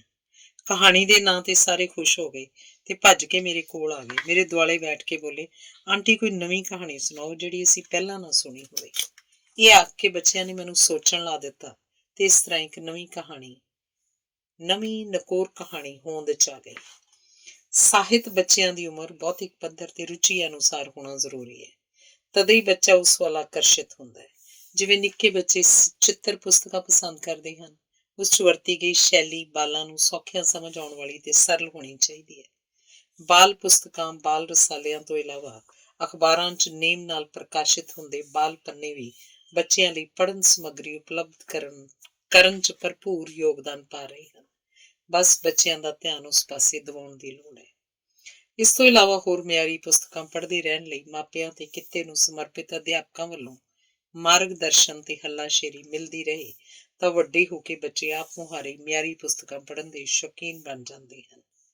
ਘਰ 'ਚ ਨਿੱਕੇ ਬੱਚੇ ਨੂੰ ਜਦੋਂ ਇਹ ਗੱਲ ਸਮਝਣ ਯੋਗ ਹੋ ਜਾਏ, ਕੁਝ ਨਾ ਕੁਝ ਉਹਦੀ ਉਮਰ ਮੁਤਾਬਕ ਪੜ੍ਹ ਕੇ ਸੁਣਾਉਣ ਦੀ ਆਦਤ ਪਾਈ ਜਾਏ ਤੇ ਸੁਣਾਇਆ ਵੀ ਜੋਸ਼ ਤੇ ਚਾਅ ਨਾਲ ਜਾਵੇ। ਫਿਰ ਸਾਹਿਤ ਦੀ ਚਰਚਾ ਬੱਚਿਆਂ ਨਾਲ ਕਰਨੀ ਤੇ ਉਸ ਵਿੱਚੋਂ ਮਿਲਦੇ ਚੰਗੇ ਸੁਨੇਹੇ ਦਾ ਜ਼ਿਕਰ ਕਰਨ ਦਾ ਰੁਝਾਨ ਕਾਫੀ ਚੰਗੇ ਨਤੀਜੇ ਦੇ ਸਕਦਾ ਹੈ। ਨਾਲ ਹੀ ਜੇ ਸਕੂਲ ਵਿੱਚ ਅਧਿਆਪਕ ਸਹਿਬਾਨ ਵਿਦਿਆਰਥੀਆਂ ਨੂੰ ਚੰਗੇ ਸਾਹਿਤ ਵੱਲ ਤੋਰਨ ਲਈ ਪ੍ਰੇਰਨਾ ਸਰੋਤ ਬਣਨਗੇ ਤਾਂ ਬਿਨਾਂ ਸ਼ੱਕ ਬੱਚਿਆਂ ਦੇ ਵਿਅਕਤਿਤਵ ਤੇ ਦਿਨ ਬ ਦਿਨ ਨਿਖਾਰ ਆਉਣਾ ਲਾਜ਼ਮੀ ਹੈ। ਫਿਰ ਸਾਡੇ ਸਮਾਜ ਦੀ ਨਕਸ਼ ਨੁਹਾਰ ਨੂੰ ਚੰਗੇਰੀ ਬਣਨ ਵੱਲ ਜਾਣ ਤੋਂ ਕੋਈ ਨਹੀਂ ਰੋਕ ਸਕਦਾ। ਅਗਲਾ ਲੇਖ ਹੈ, ਕੀ ਖਾਧਾ ਤੇ ਕਿਵੇਂ। ਅਸੀਂ ਜੋ ਖਾਂਦੇ ਹਾਂ ਉਹੀ ਬਣਦੇ ਹਾਂ। ਹੋਰ ਕਈ ਗੱਲਾਂ ਦੇ ਨਾਲ ਸਾਡੀ ਖੁਰਾਕ ਵੀ ਸਾਨੂੰ ਇੱਕ ਤੋਂ ਵੱਧ ਤਰ੍ਹਾਂ ਪ੍ਰਭਾਵਿਤ ਕਰਦੀ ਹੈ। ਸਾਡੀ ਸੋਚ ਤੇ ਮਨੋਬਿਰਤੀ ਤੇ ਵੀ ਇਹਦਾ ਕਾਫੀ ਹੱਦ ਤੱਕ ਅਸਰ ਹੁੰਦਾ ਹੈ। ਪੁਰਾਣੇ ਸਮਿਆਂ 'ਚ ਆਹਾਰ ਨੂੰ ਬੜੀ ਸੰਜੀਦਗੀ ਨਾਲ ਲਿਆ ਜਾਂਦਾ ਸੀ ਤੇ ਖਾਣਾ ਖਾਣ ਨੂੰ ਐਨ ਇਬਾਦਤ ਕਰਨ ਵਾਂਗ। ਇਸ ਤੇ ਐਨ ਉਲਟ ਅੱਜ ਕੱਲ੍ਹ ਖਾਣ ਨਾਲ ਸੰਬੰਧਿਤ ਕੋਈ ਖਾਸ ਗੰਭੀਰਤਾ ਆਮ ਤੌਰ ਤੇ ਤਾਂ ਨਜ਼ਰੀ ਨਹੀਂ ਪੈਂਦੀ। ਬੜੀ ਵਾਰ ਲੋਕੀ ਤੁਰੇ ਜਾਂਦੇ ਖਾਂਦੇ ਦਿਖਾਈ ਪੈ ਜਾਂਦੇ ਨੇ, ਖੜੇ ਹੋਏ ਵੀ ਖਾ ਰਹੇ ਹੁੰਦੇ ਨੇ, ਕੋਈ ਵਾਹਨ ਆਦਿ ਚਲਾਉਣ ਵੇਲੇ ਵੀ ਖਾ ਰਹੇ ਹੁੰਦੇ ਨੇ ਤੇ ਗੱਲਾਂ ਗੱਪਾਂ ਮਾਰਦੇ ਵੀ ਖਾਈ ਜਾਂਦੇ ਨੇ। ਘਰ ਤੋਂ ਬਾਹਰ ਖਾਣ ਦਾ ਅਜੋਕੇ ਸਮੇਂ 'ਚ ਬਹੁਤ ਰਿਵਾਜ਼ ਬਣ ਗਿਆ, ਜੋ ਪਹਿਲਾਂ ਕਦੇ ਵੇਖਣ ਨੂੰ ਨਹੀਂ ਸੀ ਮਿਲਦਾ। ਅਜਿਹਾ ਸ਼ਾਇਦ ਇਸ ਕਰਕੇ ਹੈ ਕਿ ਖੁਰਾਕੀ ਤੱਤਾਂ ਤੇ ਖਾਧੇ ਹੋਏ ਦਾ ਸਿਹਤ ਤੇ ਪੈਂਦੇ ਅਸਰ ਬਾਰੇ ਸੋਚਣ ਦੀ ਵੇਲ ਹੀ ਨਹੀਂ ਕਿਸੇ ਕੋਲ ਇਸ ਤੇਜ਼ ਰਫ਼ਤਾਰ ਯੁੱਗ ਵਿੱਚ। ਉਪਰੋਕਤ ਸਾਰੇ ਕੁਝ ਬਾਰੇ ਸੋਚਦਿਆਂ ਮੈਨੂੰ 1960ਵਿਆਂ ਦੀ ਇੱਕ ਗੱਲ ਚੇਤੇ ਆ ਗਈ। ਉਦੋਂ ਅਸੀਂ ਹਰਿਆਣੇ 'ਚ ਰਹਿੰਦੇ ਸਾਂ, ਜਿੱਥੇ ਮੇਰੇ ਪਿਤਾ ਜੀ ਇੱਕ ਸਰਕਾਰੀ ਹਾਈ ਸਕੂਲ 'ਚ ਹੈਡਮਾਸਟਰ ਸਨ। ਮੇਰੇ ਮੰਮੀ ਦੀ ਇੱਕ ਸਹੇਲੀ, ਜਿਨ੍ਹਾਂ ਨੂੰ ਅਸੀਂ ਆਂਟੀ ਜੀ ਬੁਲਾਉਂਦੇ ਸਾਂ, ਆਪਣੀ ਖੁਰਾਕ ਦੇ ਬਾਰੇ ਬਹੁਤ ਸੰਜੀਦਾ ਸਨ। ਉਂਝ ਵੀ ਇੱਕ ਬੜੀ ਵਧੀਆ ਸ਼ਖਸੀਅਤ ਤੇ ਸੁਭਾਅ ਦੇ ਮਾਲਕ। ਉਹ ਕੰਮ ਵੀ ਬਹੁਤ ਕਰਦੇ ਤੇ ਕੁੜੀਆਂ ਨੂੰ ਸਿਲਾਈ ਕਢਾਈ ਵੀ ਸਿਖਾਉਂਦੇ ਸਨ। ਐਨ ਤੰਦਰੁਸਤ ਤੇ ਫੁਰਤੀਲੇ ਆਂਟੀ ਜੀ ਘਰ ਦਾ ਬਣਿਆ ਸਾਦਾ ਆਹਾਰ ਹੇਠਾਂ ਨਿੱਕੀ ਜਿਹੀ ਦਰੀ ਤੇ ਬਹਿ ਕੇ ਖਾਂਦੇ। ਖਾਣ ਸਮੇਂ ਬੋਲਣਾ ਬਿਲਕੁਲ ਨਹੀਂ ਤੇ ਚੰਗੀ ਤਰ੍ਹਾਂ ਚਿੱਥ ਕੇ ਖਾਣਾ ਉਹਨਾਂ ਦੀ ਆਦਤ ਸੀ। ਇੱਕ ਦਿਨ ਮੈਂ ਆਪਣੀ ਮੰਮੀ ਦਾ ਕੋਈ ਜ਼ਰੂਰੀ ਸੁਨੇਹਾ ਦੇਣ ਲਈ ਉਹਨਾਂ ਦੇ ਘਰ ਗਈ। ਆਂਟੀ ਜੀ ਉਸ ਸਮੇਂ ਖਾਣਾ ਖਾ ਰਹੇ ਸਨ। ਮੈਨੂੰ ਉੱਤਰ ਦੀ ਉਡੀਕ ਵਿੱਚ ਕਾਫੀ ਸਮਾਂ ਭਾਵ ਕਿ ਉਹਨਾਂ ਦੇ ਖਾਣਾ ਖਤਮ ਕਰਨ ਤੱਕ ਬਹਿਣਾ ਪਿਆ। ਫਿਰ ਉਹਨਾਂ ਬੜੇ ਠਰਮੇ ਤੇ ਆਪਣੱਤ ਨਾਲ ਗੱਲ ਕੀਤੀ। ਹੁਣ ਪਿੱਛਲ ਝਾਤ ਮਾਰਿਆ ਮਹਿਸੂਸ ਹੁੰਦਾ ਹੈ ਕਿ ਆਂਟੀ ਜੀ ਤਾਂ ਵਡਮੁੱਲੇ ਅਸੂਲਾਂ ਤੇ ਪਹਿਰਾ ਦੇ ਰਹੇ ਸਨ ਤੇ ਜਾਪਦਾ ਜਿਵੇਂ ਉਹਨਾਂ ਅਮਰੀਕੀ ਖੁਰਾਕ ਮਾਹਰ ਹੋਰੇਸ ਫਲੈਚਰ ਦੇ ਕਹੇ ਅਨੁਸਾਰ ਖਾਣ ਆਦਤਾਂ ਬਣਾਈਆਂ ਹੋਈਆਂ ਸਨ ਤੇ ਸ਼ਾਇਦ ਇਹੀ ਉਹਨਾਂ ਦੇ ਠਹਿਰੇ ਹੋਏ ਤੇ ਸ਼ਾਂਤ ਸੁਭਾਅ ਦਾ ਰਾਜ਼ ਸੀ। ਅੱਜ ਕੱਲ੍ਹ ਤਾਂ ਸ਼ਾਂਤ ਮਾਹੌਲ 'ਚ ਟਿੱਕੇ ਖਾਣ ਬਾਰੇ ਕਿੰਨੀ ਸੁਧਰੀ ਜੀਵਨ ਜਾਚ ਦੱਸਣ ਵਾਲੇ ਲੋਕ ਪ੍ਰਚਾਰ ਕਰ ਰਹੇ ਹਨ।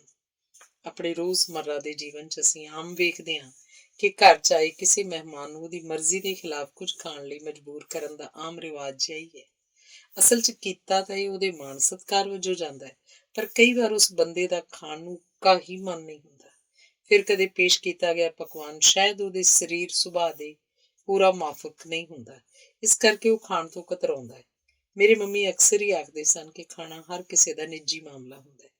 ਕਿਸੇ ਵੀ ਘਰ ਆਏ ਇਨਸਾਨ ਨੂੰ ਉਹਦੀ ਇੱਛਾ ਦੇ ਉਲਟ ਕੁਝ ਖਾਣ ਜਾਂ ਪੀਣ ਲਈ ਜ਼ੋਰ ਨਹੀਂ ਪਾਉਣਾ ਚਾਹੀਦਾ। ਬੰਦੇ ਨੂੰ ਆਪ ਨੂੰ ਬਿਹਤਰ ਪਤਾ ਹੁੰਦਾ ਕਿ ਉਹਨੇ ਕੀ, ਕਦੋਂ ਤੇ ਕਿਵੇਂ ਖਾਣਾ ਹੈ। ਭੋਜਨ ਦੇ ਬਾਰੇ ਇੰਨੀ ਚਰਚਾ ਤੋਂ ਮੈਨੂੰ ਇੱਕ ਅਜੋਕੇ ਸਮੇਂ ਦੇ ਅਭੁੱਲ ਤਜਰਬੇ ਦਾ ਖਿਆਲ ਆ ਗਿਆ। ਯੂਨੀਵਰਸਿਟੀ ਕੈਂਪਸ ਤੇ ਸਥਿਤ ਕਈ ਫਲਾਂ ਦੇ ਰਸ ਦੀਆਂ ਦੁਕਾਨਾਂ 'ਚੋਂ ਇੱਕ ਦੁਕਾਨ ਤੇ ਮੈਂ ਆਪਣੇ ਜੀਵਨ ਸਾਥੀ ਨਾਲ ਕਦੇ ਕਦਾਈ ਚਲੀ ਜਾਂਦੀ ਹਾਂ। ਇਹ ਆਰਜ਼ੀ ਦੁਕਾਨ ਵੱਡੇ ਸ਼ਾਨਦਾਰ ਰੁੱਖਾਂ ਦੀ ਝਿੜੀ ਹੇਠ ਬਣੀ ਹੋਈ ਹੈ। ਉੱਥੇ ਦਾ ਰਮਣੀਕ ਚੌਗਿਰਦਾ ਰੁੱਖਾਂ ਉੱਤੇ ਬੈਠੇ ਤੋਤੇ, ਕੋਇਲਾਂ, ਗੁਟਾਰਾਂ, ਬੁਲਬੁਲਾਂ ਤੇ ਹੋਰ ਕਈ ਵੰਨ ਸੁਵੰਨੇ ਪਰਿੰਦਿਆਂ ਦੇ ਮਧੁਰ ਸੰਗੀਤ ਨਾਲ ਹੋਰ ਵੀ ਖੁਸ਼ਗਵਾਰ ਬਣ ਜਾਂਦਾ ਹੈ। ਇਹ ਕੰਮ ਇੱਕ ਪਰਿਵਾਰ ਦੇ ਆਪਸੀ ਮਿਲਵਰਤਨ ਤੇ ਉਦਮ ਨਾਲ ਚੱਲਦਾ ਹੈ। ਆਦਮੀ ਫਲਾਂ ਦਾ ਜੂਸ ਕੱਢਣ 'ਚ ਰੁੱਝਿਆ ਹੁੰਦਾ ਹੈ, ਉਹਦੀ ਪਤਨੀ ਫਲਾਂ ਦਾ ਸਲਾਦ ਕੱਟਣ ਵਿੱਚ, ਤੇ ਜਦੋਂ ਸਕੂਲੋਂ ਛੁੱਟੀ ਹੁੰਦੀ ਹੈ ਤਾਂ ਉਹਨਾਂ ਦੇ ਬੱਚੇ ਵੀ ਉੱਥੇ ਹੀ ਆ ਕੇ ਫਲਾਂ ਨੂੰ ਛਿੱਲਣ, ਕੱਟਣ, ਜੂਸ ਕੱਢਣ ਤੇ ਬਰਤਨ ਆਦਿ ਸਾਫ਼ ਕਰਨ ਸਾਰੇ ਕੰਮਾਂ 'ਚ ਸਹਾਇਤਾ ਕਰਦੇ ਹਨ। ਜ਼ਰਾ ਵੇਲ ਹੋਵੇ ਤਾਂ ਆਦਮੀ ਪਤਨੀ ਦੇ ਬੱਚਿਆਂ ਨੂੰ ਵੀ ਫਲਾਂ ਦਾ ਰਸ ਕੱਢ ਕੇ ਪਿਲਾਉਂਦਾ ਕਈ ਵਾਰ ਵੇਖਿਆ। ਸਮਝਿਆ ਜਾ ਸਕਦਾ ਹੈ ਕਿ ਸ਼ਾਇਦ ਇਹ ਰੋਜ਼ ਦਾ ਹੀ ਨੇਮ ਹੀ ਹੋਵੇ। ਉਹਨਾਂ ਦੀ ਗਾਹਕਾਂ 'ਚ ਵਿਦਿਆਰਥੀ, ਲੜਕੇ ਲੜਕੀਆਂ ਬਹੁਤ ਜ਼ਿਆਦਾ ਹੁੰਦੇ ਹਨ। ਇਹ ਸਾਰੇ ਆ ਕੇ ਉੱਥੇ ਪਈਆਂ ਕੁਰਸੀਆਂ ਤੇ ਵੱਖੋ ਵੱਖਰੀਆਂ ਟੋਲੀਆਂ 'ਚ ਬਹਿੰਦੇ, ਗੱਪਾਂ ਮਾਰਦੇ ਤੇ ਕਦੇ ਗੰਭੀਰ ਮੁੱਦਿਆਂ ਦੇ ਚਿੰਤਨ ਕਰਦੇ ਵੇਖੇ ਜਾ ਸਕਦੇ ਨੇ। ਕੁਝ ਚਿਰ ਪੜ੍ਹਨ ਤੇ ਖੋਜ ਦੇ ਕੰਮ ਤੋਂ ਰਾਹਤ ਲੈਣ ਦੇ ਨਾਲ ਜੂਸ ਜਾਂ ਫਲਾਂ ਦੇ ਸਲਾਦ ਦਾ ਆਨੰਦ ਵੀ ਮਾਣਦੇ ਹਨ। ਸਾਰੇ ਖੁਰਾਕ ਵਿਗਿਆਨੀ ਮੰਨਦੇ ਹਨ ਕਿ ਫਲਾਂ ਤੋਂ ਸਾਨੂੰ ਬੜੇ ਵਡਮੁੱਲੇ ਤੇ ਲੋੜੀਂਦੇ ਵਿਟਾਮਿਨ ਤੇ ਖਣਿਜ ਆਦਿ ਪ੍ਰਾਪਤ ਹੁੰਦੇ ਹਨ।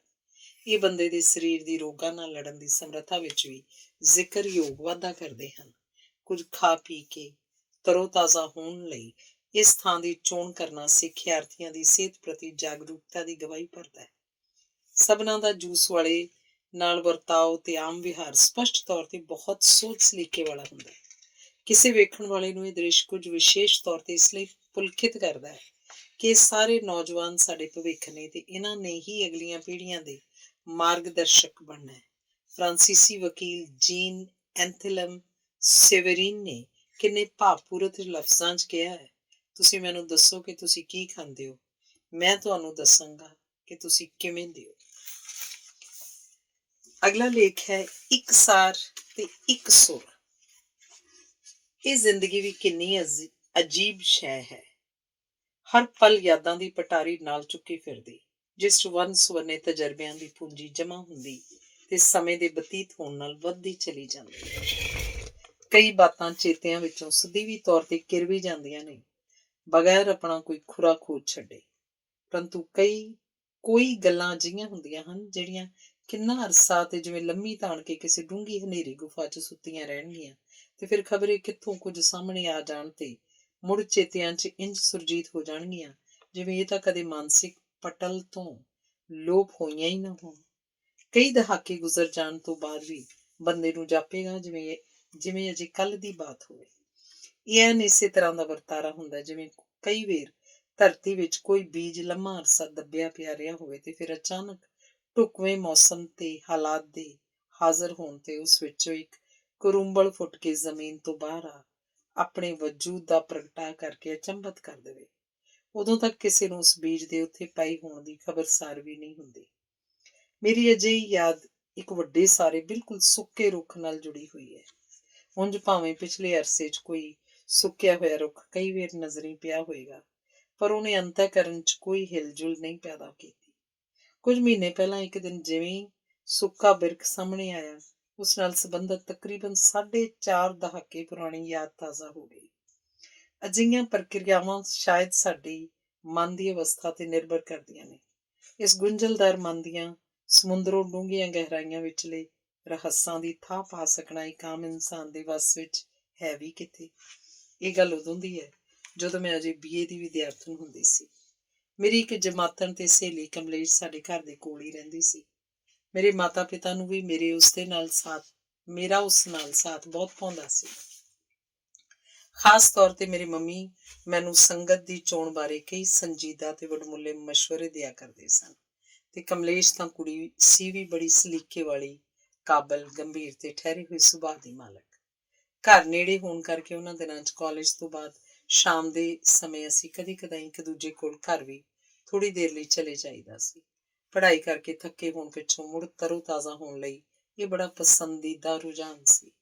ਜਿਸ ਦਿਨ ਮੈਂ ਕਮਲੇਸ਼ ਦੇ ਘਰ ਜਾਂਦੀ, ਅਸੀਂ ਦੋਵੇਂ ਉਹਨਾਂ ਦੇ ਕੋਠੇ ਤੋਂ ਬਣੇ ਬਨੇਰੇ ਦੇ ਕੋਲ ਜਾ ਖੜੀਆਂ ਹੁੰਦੀਆਂ ਤੇ ਖੂਬ ਗੱਪਾਂ ਮਾਰਦੀਆਂ।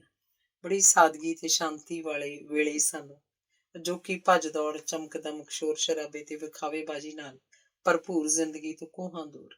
ਕਮਲੇਸ਼ ਹੋਰਾਂ ਦੇ ਬਿਲਕੁਲ ਨਾਲ ਲੱਗਦਾ ਘਰ ਕਾਫੀ ਖੁੱਲ੍ਹੇ ਵੱਡੇ ਤੇ ਕੱਚੇ ਵਿਹੜੇ ਵਾਲਾ ਸੀ। ਬਸ ਉਹਦੇ ਇੱਕ ਕੋਨੇ 'ਚ ਵੱਡਾ ਜਿਹਾ ਕੱਚਾ ਕਮਰਾ ਬਣਿਆ ਸੀ ਤੇ ਹੁਣ ਤਾਂ ਉਹਦੀ ਛੱਤ ਅੱਧੀ ਡਿੱਗ ਚੁੱਕੀ ਸੀ। ਬਾਕੀ ਦੀ ਅੱਧੀ ਅਜੇ ਉੱਪਰ ਖੜੀ ਸੀ, ਉਹ ਵੀ ਖਬਰੇ ਕਦੋਂ ਤੱਕ। ਇਸ ਮੋਕਲੇ ਵੱਡੇ ਵਿਹੜੇ 'ਚ ਇੱਕ ਬਹੁਤ ਉੱਚਾ, ਕਾਫੀ ਫੈਲਾਅ ਵਾਲਾ ਤੇ ਇੱਕਦਮ ਸੁੱਕਿਆ ਹੋਇਆ ਰੁੱਖ ਖੜਾ ਸੀ। ਜਦੋਂ ਵੀ ਕੋਈ ਕਾਂ ਜਾਂ ਇੱਲ ਇਸ ਰੁੱਖ ਦੀ ਟੀਸੀ ਉੱਤੇ ਲੱਗੀ ਕਿਸੇ ਪਤਲੀ ਟਾਹਣੀ ਤੇ ਆ ਕੇ ਬੈਠਦੇ ਤਾਂ ਇਹ ਬੇਜਾਨ ਟਾਹਣੀਆਂ ਕੜਕ ਕੜਕ ਕਰਕੇ ਟੁੱਟਦੀਆਂ ਤੇ ਹੇਠਾਂ ਵਿਹੜੇ ਵਿੱਚ ਖਿੱਲਰ ਜਾਂਦੀਆਂ ਤੇ ਪੰਛੀ ਤਰਬਕ ਕੇ ਕਿਸੇ ਹੋਰ ਸ਼ਾਖ ਵੱਲ ਹੁੰਦੇ ਤਾਂ ਕਈ ਵਾਰ ਉਹ ਵੀ ਡਿੱਗ ਪੈਂਦੀ ਤੇ ਇਸੇ ਪ੍ਰਕਿਰਿਆ ਸਦਕਾ ਉੱਥੇ ਕਾਫੀ ਟੁਕੜੇ ਬਿਖਰੇ ਪਏ ਸਨ। ਅਸਲ 'ਚ ਸਮੇਂ ਦੇ ਲੰਘਣ ਨਾਲ ਇਹ ਰੁੱਖ ਪੱਤੇ ਪੂਰੀ ਦੀ ਪੂਰੀ ਛਿੱਲ ਤੇ ਇੱਥੋਂ ਤੱਕ ਕਿ ਆਪਣੀ ਪਛਾਣ ਹੀ ਗਵਾ ਬੈਠਾ ਸੀ। ਕੋਈ ਕੁਦਰਤੀ ਤੌਰ ਤੇ ਤਾਂ ਇਹ ਨਹੀਂ ਜਾਣ ਸਕਦਾ ਸੀ ਕਿ ਕਿਹੜਾ ਰੁੱਖ ਰਿਹਾ ਹੋਏਗਾ। ਉਂਝ ਇਹਦੇ ਵੱਡੇ ਆਕਾਰ ਨੂੰ ਵੇਖ ਕੇ ਅੰਦਾਜ਼ਾ ਸਹਿਜ ਹੀ ਲਗਾਇਆ ਜਾ ਸਕਦਾ ਸੀ ਕਿ ਆਪਣੇ ਚੰਗੇ ਵੇਲਿਆਂ 'ਚ ਇਹਨੇ ਕਿੰਨੀ ਪੰਛੀਆਂ ਨੂੰ ਆਲ੍ਹਣੇ ਪਾਉਣ ਲਈ ਸੁਰੱਖਿਅਤ ਥਾਂ ਦਿੱਤੀ ਹੋਏਗੀ। ਘਰ ਦੇ ਜੀਆਂ ਨੇ ਇਸ ਦੀ ਠੰਡੀ ਛਾਂ ਮਾਣੀ ਹੋਏਗੀ ਤੇ ਕੀ ਪਤਾ ਕੋਈ ਸੋਹਣੇ ਫੁੱਲਾਂ ਦੀ ਮਹਿਕ ਤੇ ਰਸੀਲੇ ਫਲਾਂ ਦਾ ਸੁਆਦ ਵੀ ਮਾਣਿਆ ਹੋਵੇ। ਖੰਡਰ ਨੁਮਾ ਉਸ ਕਮਰੇ 'ਚ ਇੱਕ ਬਹੁਤ ਬੁੱਢੀ ਔਰਤ ਕੱਲਮ ਕੱਲੀ ਰਹਿੰਦੀ ਸੀ। ਉਹਨੇ ਸਦਾ ਘਸਮੈਲੇ ਜਿਹੇ ਕੱਪੜੇ ਪਾਏ ਹੁੰਦੇ। ਸਾਨੂੰ ਕਦੇ ਕਦੇ ਬੁੱਢੀ ਮਾਈ ਸੋਟੀ ਦੇ ਸਹਾਰੇ ਤੁਰਦੀ ਨਜ਼ਰੀ ਪੈ ਜਾਂਦੀ। ਪਲਾਟ ਦੇ ਇੱਕ ਕੋਨੇ 'ਚ ਪੁਰਾਣੇ ਨਮੂਨੇ ਦਾ ਹੱਥ ਨਾਲ ਗੇੜਨ ਵਾਲਾ ਨਲਕਾ ਲੱਗਿਆ ਸੀ, ਜਿੱਥੋਂ ਲੋੜ ਪੈਣ ਤੇ ਬੁੱਢੀ ਮਾਈ ਔਖੀ ਸੌਖੀ ਪਾਣੀ ਭਰ ਲੈਂਦੀ। ਮੈਂ ਜਦੋਂ ਵੀ ਇਸ ਘਰ ਵੱਲ ਵੇਖਦੀ ਤਾਂ ਉੱਥੇ ਮੌਜੂਦ ਬੁੱਢੀ ਔਰਤ, ਅੱਧ ਡਿੱਗੇ ਕਮਰੇ ਤੇ ਸੁੱਕੇ ਰੁੱਖ ਦੀ ਸਮਾਨਤਾ ਬਾਰੇ ਸੋਚ ਕੇ ਹੈਰਾਨ ਜਿਹੀ ਰਹਿ ਜਾਂਦੀ। ਮਨ ਨੂੰ ਯਕੀਨ ਨਾ ਆਉਂਦਾ ਕਿ ਕਿਵੇਂ ਸਬੱਬ ਨਾਲ ਇਹ ਸਾਰੇ ਇੱਕੋ ਜਿਹੇ ਐਨ ਉਸੇ ਥਾਂ ਤੇ ਇਕੱਠੇ ਹੋ ਗਏ ਹੋਣਗੇ, ਜਿਵੇਂ ਕਿ ਚਮਤਕਾਰ ਵਾਪਰ ਗਿਆ ਹੋਵੇ। ਫਿਰ ਇਸੇ ਤਰ੍ਹਾਂ ਸੋਚਦਿਆਂ ਮੈਨੂੰ ਜਾਪਣ ਲੱਗ ਪੈਂਦਾ ਕਿ ਸਾਰੇ ਸਮਾਂ ਪਾ ਕੇ ਇਕਸਾਰ ਹੋਣ ਦੇ ਨਾਲ ਨਾਲ ਇੱਕ ਸੁਰ ਵੀ ਹੋ ਗਏ ਸਨ। ਹੁਣ ਤਾਂ ਚੁੱਪ ਹੀ ਸਭਨਾਂ ਦੀ ਸਾਂਝੀ ਜ਼ੁਬਾਨ ਸੀ। ਨਾ ਹੀ ਰੁੱਖ ਦੇ ਕੋਈ ਪੱਤੇ ਸਨ ਜਿਨ੍ਹਾਂ ਵਿੱਚੋਂ ਦੀ ਹੋ ਕੇ ਲੰਘਦੀ ਹੋਈ ਪੌਣ ਕੋਈ ਸਰਸਰਾਹਟ ਜਾਂ ਖੜਖੜ ਦੀ ਆਵਾਜ਼ ਪੈਦਾ ਕਰ ਜਾਂਦੀ। ਨਾ ਕਮਰੇ ਦਾ ਕੋਈ ਬੂਹਾ ਸੀ ਜਿੱਥੇ ਜੇ ਕੋਈ ਹੋਰ ਨਹੀਂ ਤਾਂ ਕਦੀ ਹਵਾ ਦਸਤਕ ਦੇ ਜਾਂਦੀ। ਨਾ ਹੀ ਬੁੱਢੀ ਮਾਈ ਕਿਸੇ ਕਿਸਮ ਦੀ ਆਵਾਜ਼ ਕਰਦੀ ਸੀ। ਪ੍ਰਤੀਤ ਹੁੰਦਾ ਸੀ ਕਿ ਉਹ ਸਾਰੇ ਆਪਣੇ ਹਾਲਾਤ ਦੇ ਨਾਲ ਸਮਝੌਤਾ ਕਰੀ ਬੈਠੇ ਸਨ ਤੇ ਆਪਣੇ ਅੰਦਰ ਨਾਲ ਚੁੱਪ ਚੁਪੀਤੇ ਸੰਵਾਦ ਰਚਾਉਣ ਦੇ ਆਦੀ ਹੋਣ ਸਦਕਾ ਖਾਮੋਸ਼ੀ ਤੇ ਇੱਥੋਂ ਤੱਕ ਕਿ ਕੁਦਰਤ ਦੇ ਨਾਲ ਵੀ ਇੱਕਮਿਕ ਹੋ ਗਏ ਸਨ, ਜਿਵੇਂ ਕੋਈ ਅੰਤਰਮੁਖੀ ਦਾਰਸ਼ਨਿਕ ਕਿਤੇ ਸਬੱਬੀ ਮਿਲ ਪਏ ਹੋਣ। ਫਿਰ ਅੰਦਰਲਾ ਵਿਚਾਰ ਪ੍ਰਵਾਹ ਮੈਨੂੰ ਬੁੱਢੀ ਮਾਈ ਦੇ ਪਰਿਵਾਰ ਬਾਰੇ ਸੋਚਣ 'ਚ ਮਸਰੂਫ ਕਰ ਦਿੰਦਾ। ਮਨ 'ਚ ਕਈ ਸਵਾਲ ਉੱਠ ਖੜੇ ਹੁੰਦੇ ਤੇ ਇਹ ਵੰਨ-ਸੁਵੰਨੀਆਂ ਕਿਆਸ-ਰਾਈਆਂ ਦੇ ਅੰਬਰ ਵਿੱਚ ਉਡਾਰੀਆਂ ਮਾਰਨ ਲੱਗ ਪੈਂਦਾ। ਆਖਿਰ ਇੱਕ ਦਿਨ ਮੈਂ ਇਸ ਬਾਰੇ ਆਪਣੀ ਸਹੇਲੀ ਤੋਂ ਪੁੱਛੇ ਬਿਨਾਂ ਰਹਿ ਨਾ ਸਕੀ। ਕਮਲੇਸ਼ ਨੇ ਦੱਸਿਆ ਕਿ ਪਿਛਲੇ ਜਿੰਨੇ ਸਾਲਾਂ ਤੋਂ ਉਹ ਉੱਥੇ ਰਹਿ ਰਹੇ ਸਨ, ਉਹਨਾਂ ਨੇ ਉੱਥੇ ਕੋਈ ਆਵਾਜਾਈ ਨਹੀਂ ਸੀ ਵੇਖੀ। ਮੇਰੇ ਮਨ 'ਚ ਖਿਆਲ ਆਇਆ ਕਿ ਮਾਵਾਂ ਨੂੰ ਤਾਂ ਰੱਬ ਦਾ ਰੂਪ, ਕਣ-ਛਾਵਾਂ, ਬੂਟਾ, ਠੰਡੀਆਂ ਛਾਵਾਂ ਤੇ ਹੋਰ ਬੇਸ਼ੁਮਾਰ ਖਿਤਾਬ ਆਦਰ ਦਿੱਤੇ ਜਾਂਦੇ ਹਨ, ਪਰ ਇੱਥੋਂ ਦੀਆਂ ਛਾਵਾਂ ਮਾਨਣ ਵਾਲੇ ਪਤਾ ਨਹੀਂ ਕਿਉਂ, ਕਿਵੇਂ ਤੇ ਕਦੋਂ ਤੇ ਕਿੱਥੇ ਗਾਇਬ ਹੋ ਗਏ ਸਨ। ਧੰਨਵਾਦ। ਅਗਲਾ ਲੇਖ ਹੈ ਇਹ ਤੇ ਉਹ। 1960ਵਿਆਂ ਦੇ ਮੁੱਢ 'ਚ ਜਦੋਂ ਅਜੇ ਮੈਂ ਪ੍ਰਾਇਮਰੀ ਸਕੂਲ ਦੀ ਵਿਦਿਆਰਥਣ ਸਾਂ, ਆਪਣੇ ਪਿਤਾ ਜੀ ਤੋਂ ਆਮ ਹੀ ਸੁਣ ਲਈਦਾ ਸੀ, ਹਰ ਚੀਜ਼ ਲਈ ਥਾਂ ਔਰ ਚੀਜ਼ ਤੇ ਹਰ ਚੀਜ਼ ਥਾਂ ਤੇ। ਕਿਸੇ ਨੂੰ ਭਾਵੇਂ ਗੱਲ ਨਗੂਣੀ ਜਿਹੀ ਪ੍ਰਤੀਤ ਹੋਵੇ, ਪਰ ਜਿਹੜਾ ਫਰਕ ਇਸ ਸਲਾਹ ਨੇ ਮੇਰੇ ਜੀਵਨ 'ਚ ਪਾਇਆ ਉਹਦਾ ਅੰਦਾਜ਼ਾ ਲਗਾ ਸਕਣਾ ਮੇਰੇ ਲਈ ਸੰਭਵ ਨਹੀਂ। ਇਸ ਕਥਨ ਨੂੰ ਅਮਲ 'ਚ ਲਿਆਉਣ ਸਦਕਾ ਘਰ, ਦਫ਼ਤਰ ਜਾਂ ਹੋਰ ਕਿਸੇ ਵੀ ਥਾਂ ਦੀ ਦਿੱਖ ਤਾਂ ਸੁਚੱਜੀ ਤੇ ਤਰਤੀਬ ਵਾਲੀ ਬਣਦੀ ਹੈ, ਪਰ ਨਾਲ ਹੀ ਜਿਹੜੀ ਕੀਮਤੀ ਸਮੇਂ ਦੀ ਬੱਚਤ ਹੁੰਦੀ ਹੈ, ਉਹਦਾ ਤਾਂ ਮੁੱਲ ਵੀ ਨਹੀਂ ਪਾਇਆ ਜਾ ਸਕਦਾ।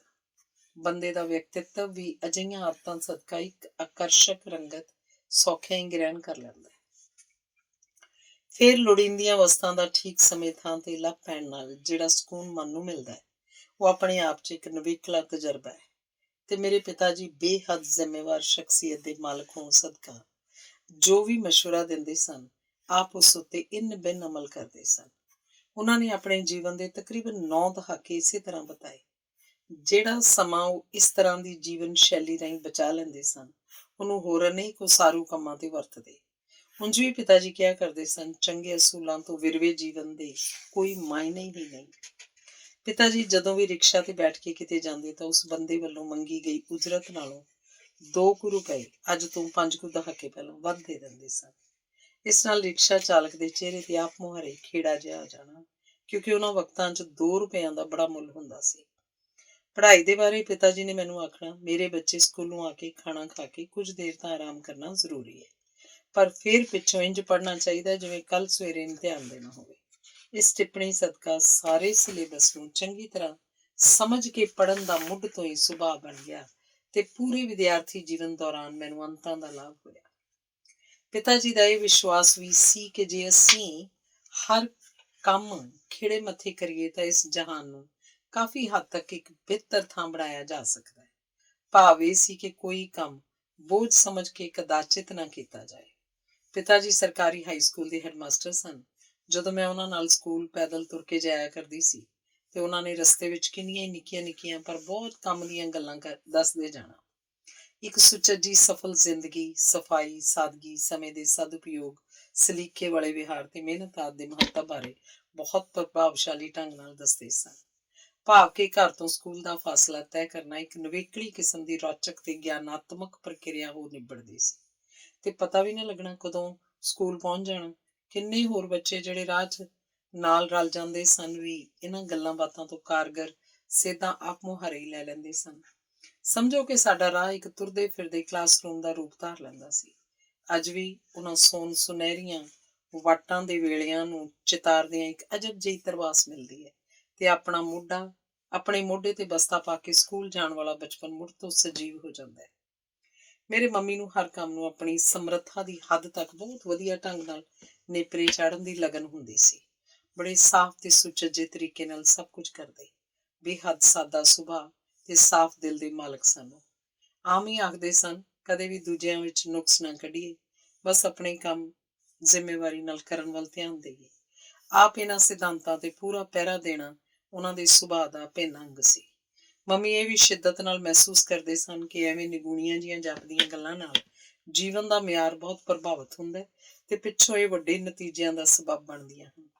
ਇਸ ਲਈ ਇਹਨਾਂ ਨੂੰ ਨਜ਼ਰ ਅੰਦਾਜ਼ ਨਹੀਂ ਕਰਨਾ ਚਾਹੀਦਾ। ਮੰਮੀ ਜੀਵਨ ਦੇ ਹਰ ਖੇਤਰ 'ਚ ਉਮਰ ਦੇ ਹਰ ਪੜਾਅ ਦੇ ਕੰਮ ਆਉਣ ਵਾਲੇ ਨਿੱਕੇ ਨਿੱਕੇ ਟੋਟਕੇ ਆਮ ਹੀ ਸਾਂਝੇ ਕਰਦੇ ਰਹਿੰਦੇ ਸਨ। ਥੋੜੇ ਜਿਹੇ ਸ਼ਬਦਾਂ ਦੀ ਵਰਤੋਂ ਕਰਕੇ ਵੱਡੀਆਂ ਗੱਲਾਂ ਸਹਿਜੇ ਜੀ ਦੱਸ ਦੇਣਾ ਉਹਨਾਂ ਦੀ ਸ਼ਖਸੀਅਤ ਦਾ ਹਿੱਸਾ ਸੀ।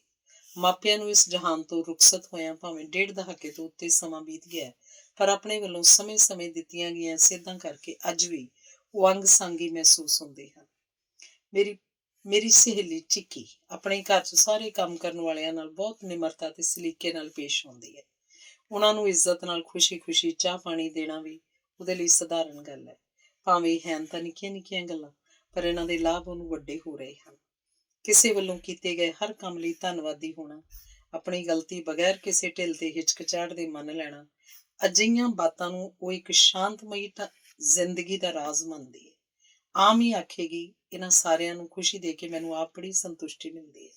ਸੱਚਮੁੱਚ ਇਹ ਹੈ ਵੀ ਇੱਕ ਅਜ਼ਮਾ ਕੇ ਵੇਖਣ ਵਾਲੀ ਗੱਲ। ਜਿੰਨੇ ਖਿੜੇ ਮੱਥੇ ਝਿੱਕੀ ਦੇ ਸਾਰੇ ਕੰਮ ਹੁੰਦੇ ਹਨ, ਵੇਖ ਕੇ ਦੰਗ ਰਹਿ ਜਾਈਦਾ।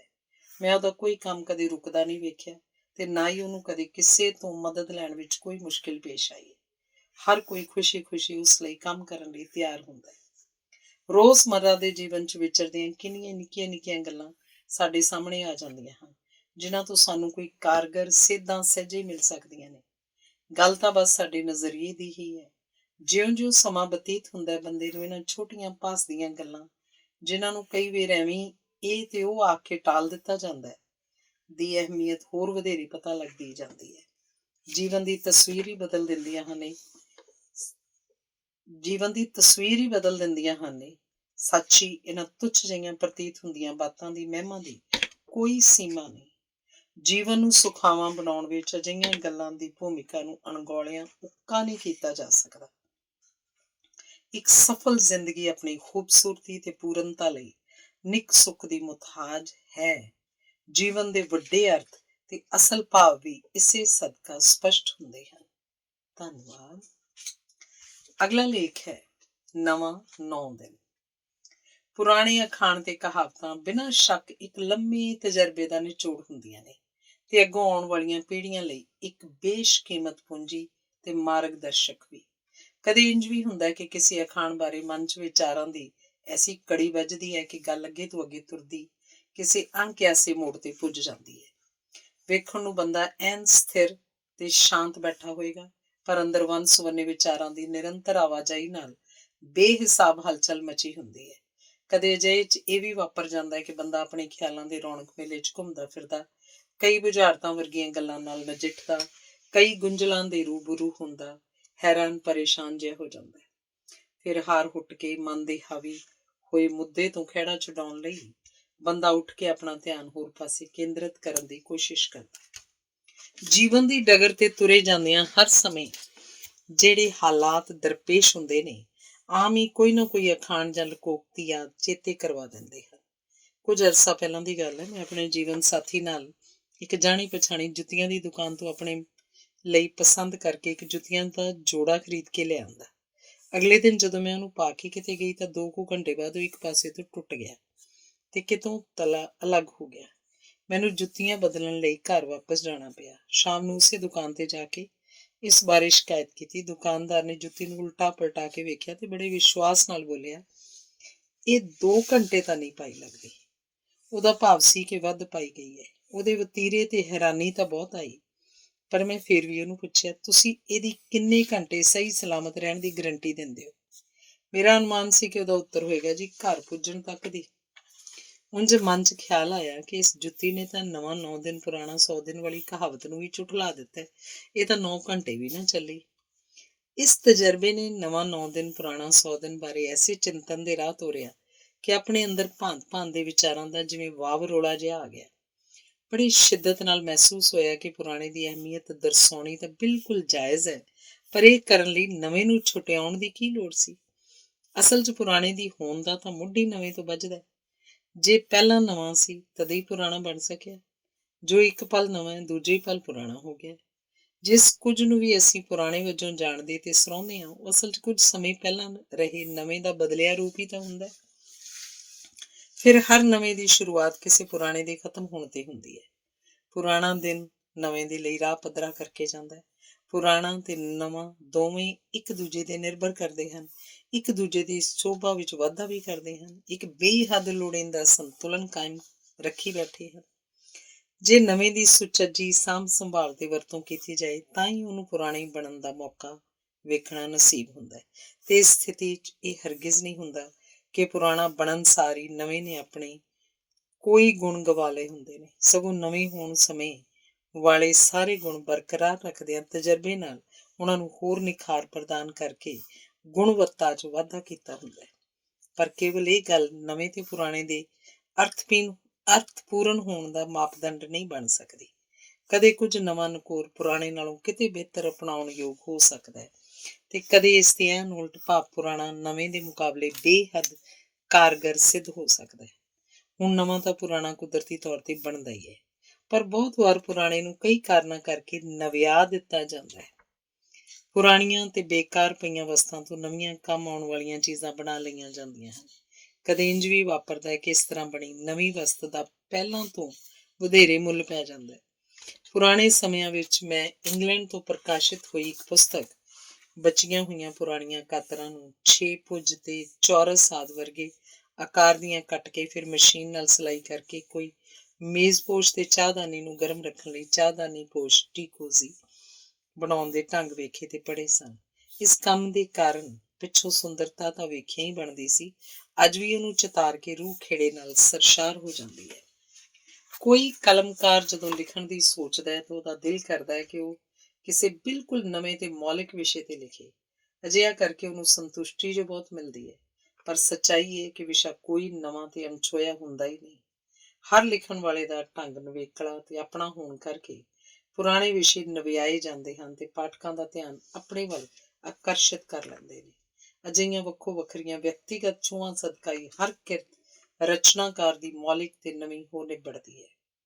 ਮੈਨੂੰ ਆਪਣੇ 4 ਕੁ ਦਹਾਕੇ ਪੁਰਾਣੀ ਸਹੇਲੀ ਚਿੱਕੀ ਦੇ ਵਿਚਾਰ ਸਦਾ ਹੀ ਬਹੁਤ ਪ੍ਰਭਾਵਿਤ ਕਰਦੇ ਆਏ ਹਨ। ਉਹਦੀ ਹਰ ਟਿੱਪਣੀ ਵਿੱਚੋਂ ਮੈਨੂੰ ਕਿਸੇ ਨਵੇਂ ਸੁਨੇਹੇ ਦੀ ਝਲਕ ਦਿਖਾਈ ਦਿੰਦੀ। ਉਹ ਨਵੇਂ ਕੱਪੜੇ ਬਹੁਤ ਘੱਟ ਸਿਲਵਾਉਂਦੀ ਹੈ। ਵੈਸੇ ਉਹ ਬਹੁਤ ਵਧੀਆ ਸ਼ਖਸੀਅਤ ਦੀ ਮਾਲਿਕ ਹੈ ਤੇ ਆਪਣੀ ਹਰ ਚੀਜ਼ ਦੀ ਤਰ੍ਹਾਂ ਪੁਸ਼ਾਕਾਂ ਦੀ ਵੀ ਬਹੁਤ ਸੁਚੱਜੀ ਸਾਂਭ ਸੰਭਾਲ ਕਰਦੀ ਹੈ। ਵਧੀਆ ਹਾਲਤ ਵਿੱਚ ਪਏ ਕੱਪੜੇ ਉਭਰੀਆਂ ਬੱਦੀ ਵਰਤਦੀ ਹੈ। ਪਿੱਛੇ ਜਿਹੇ ਇੱਕ ਦਿਨ ਆਈ ਤਾਂ ਆਪਣੇ ਇੱਕ ਸੂਟ ਬਾਰੇ ਦੱਸੀ। ਮੈਂ ਫਲਾਣਾ ਸੂਟ ਇੱਕ ਸਮਾਗਮ ਤੇ ਪਹਿਨ ਕੇ ਗਈ ਤਾਂ ਮੈਨੂੰ ਕਿੰਨੀਆਂ ਨੇ ਉਹਦੇ ਬਾਰੇ ਪੁੱਛ ਲਿਆ। ਮੇਰੇ ਇਹ ਦੱਸਣ ਤੇ ਕਿ ਇਹ ਤਾਂ ਕਾਫੀ ਪਹਿਲਾਂ ਦਾ ਹੈ, ਕੋਈ ਯਕੀਨ ਹੀ ਨਾ ਕਰੇ। ਤੁਹਾਡੀ ਸੰਭਾਲ ਜੋ ਇੰਨੀ ਹੈ ਕਿ ਪੁਰਾਣੇ ਸੂਟ ਵੀ ਨਵੇਂ ਨਕੂਰ ਲੱਗਦੇ ਨੇ।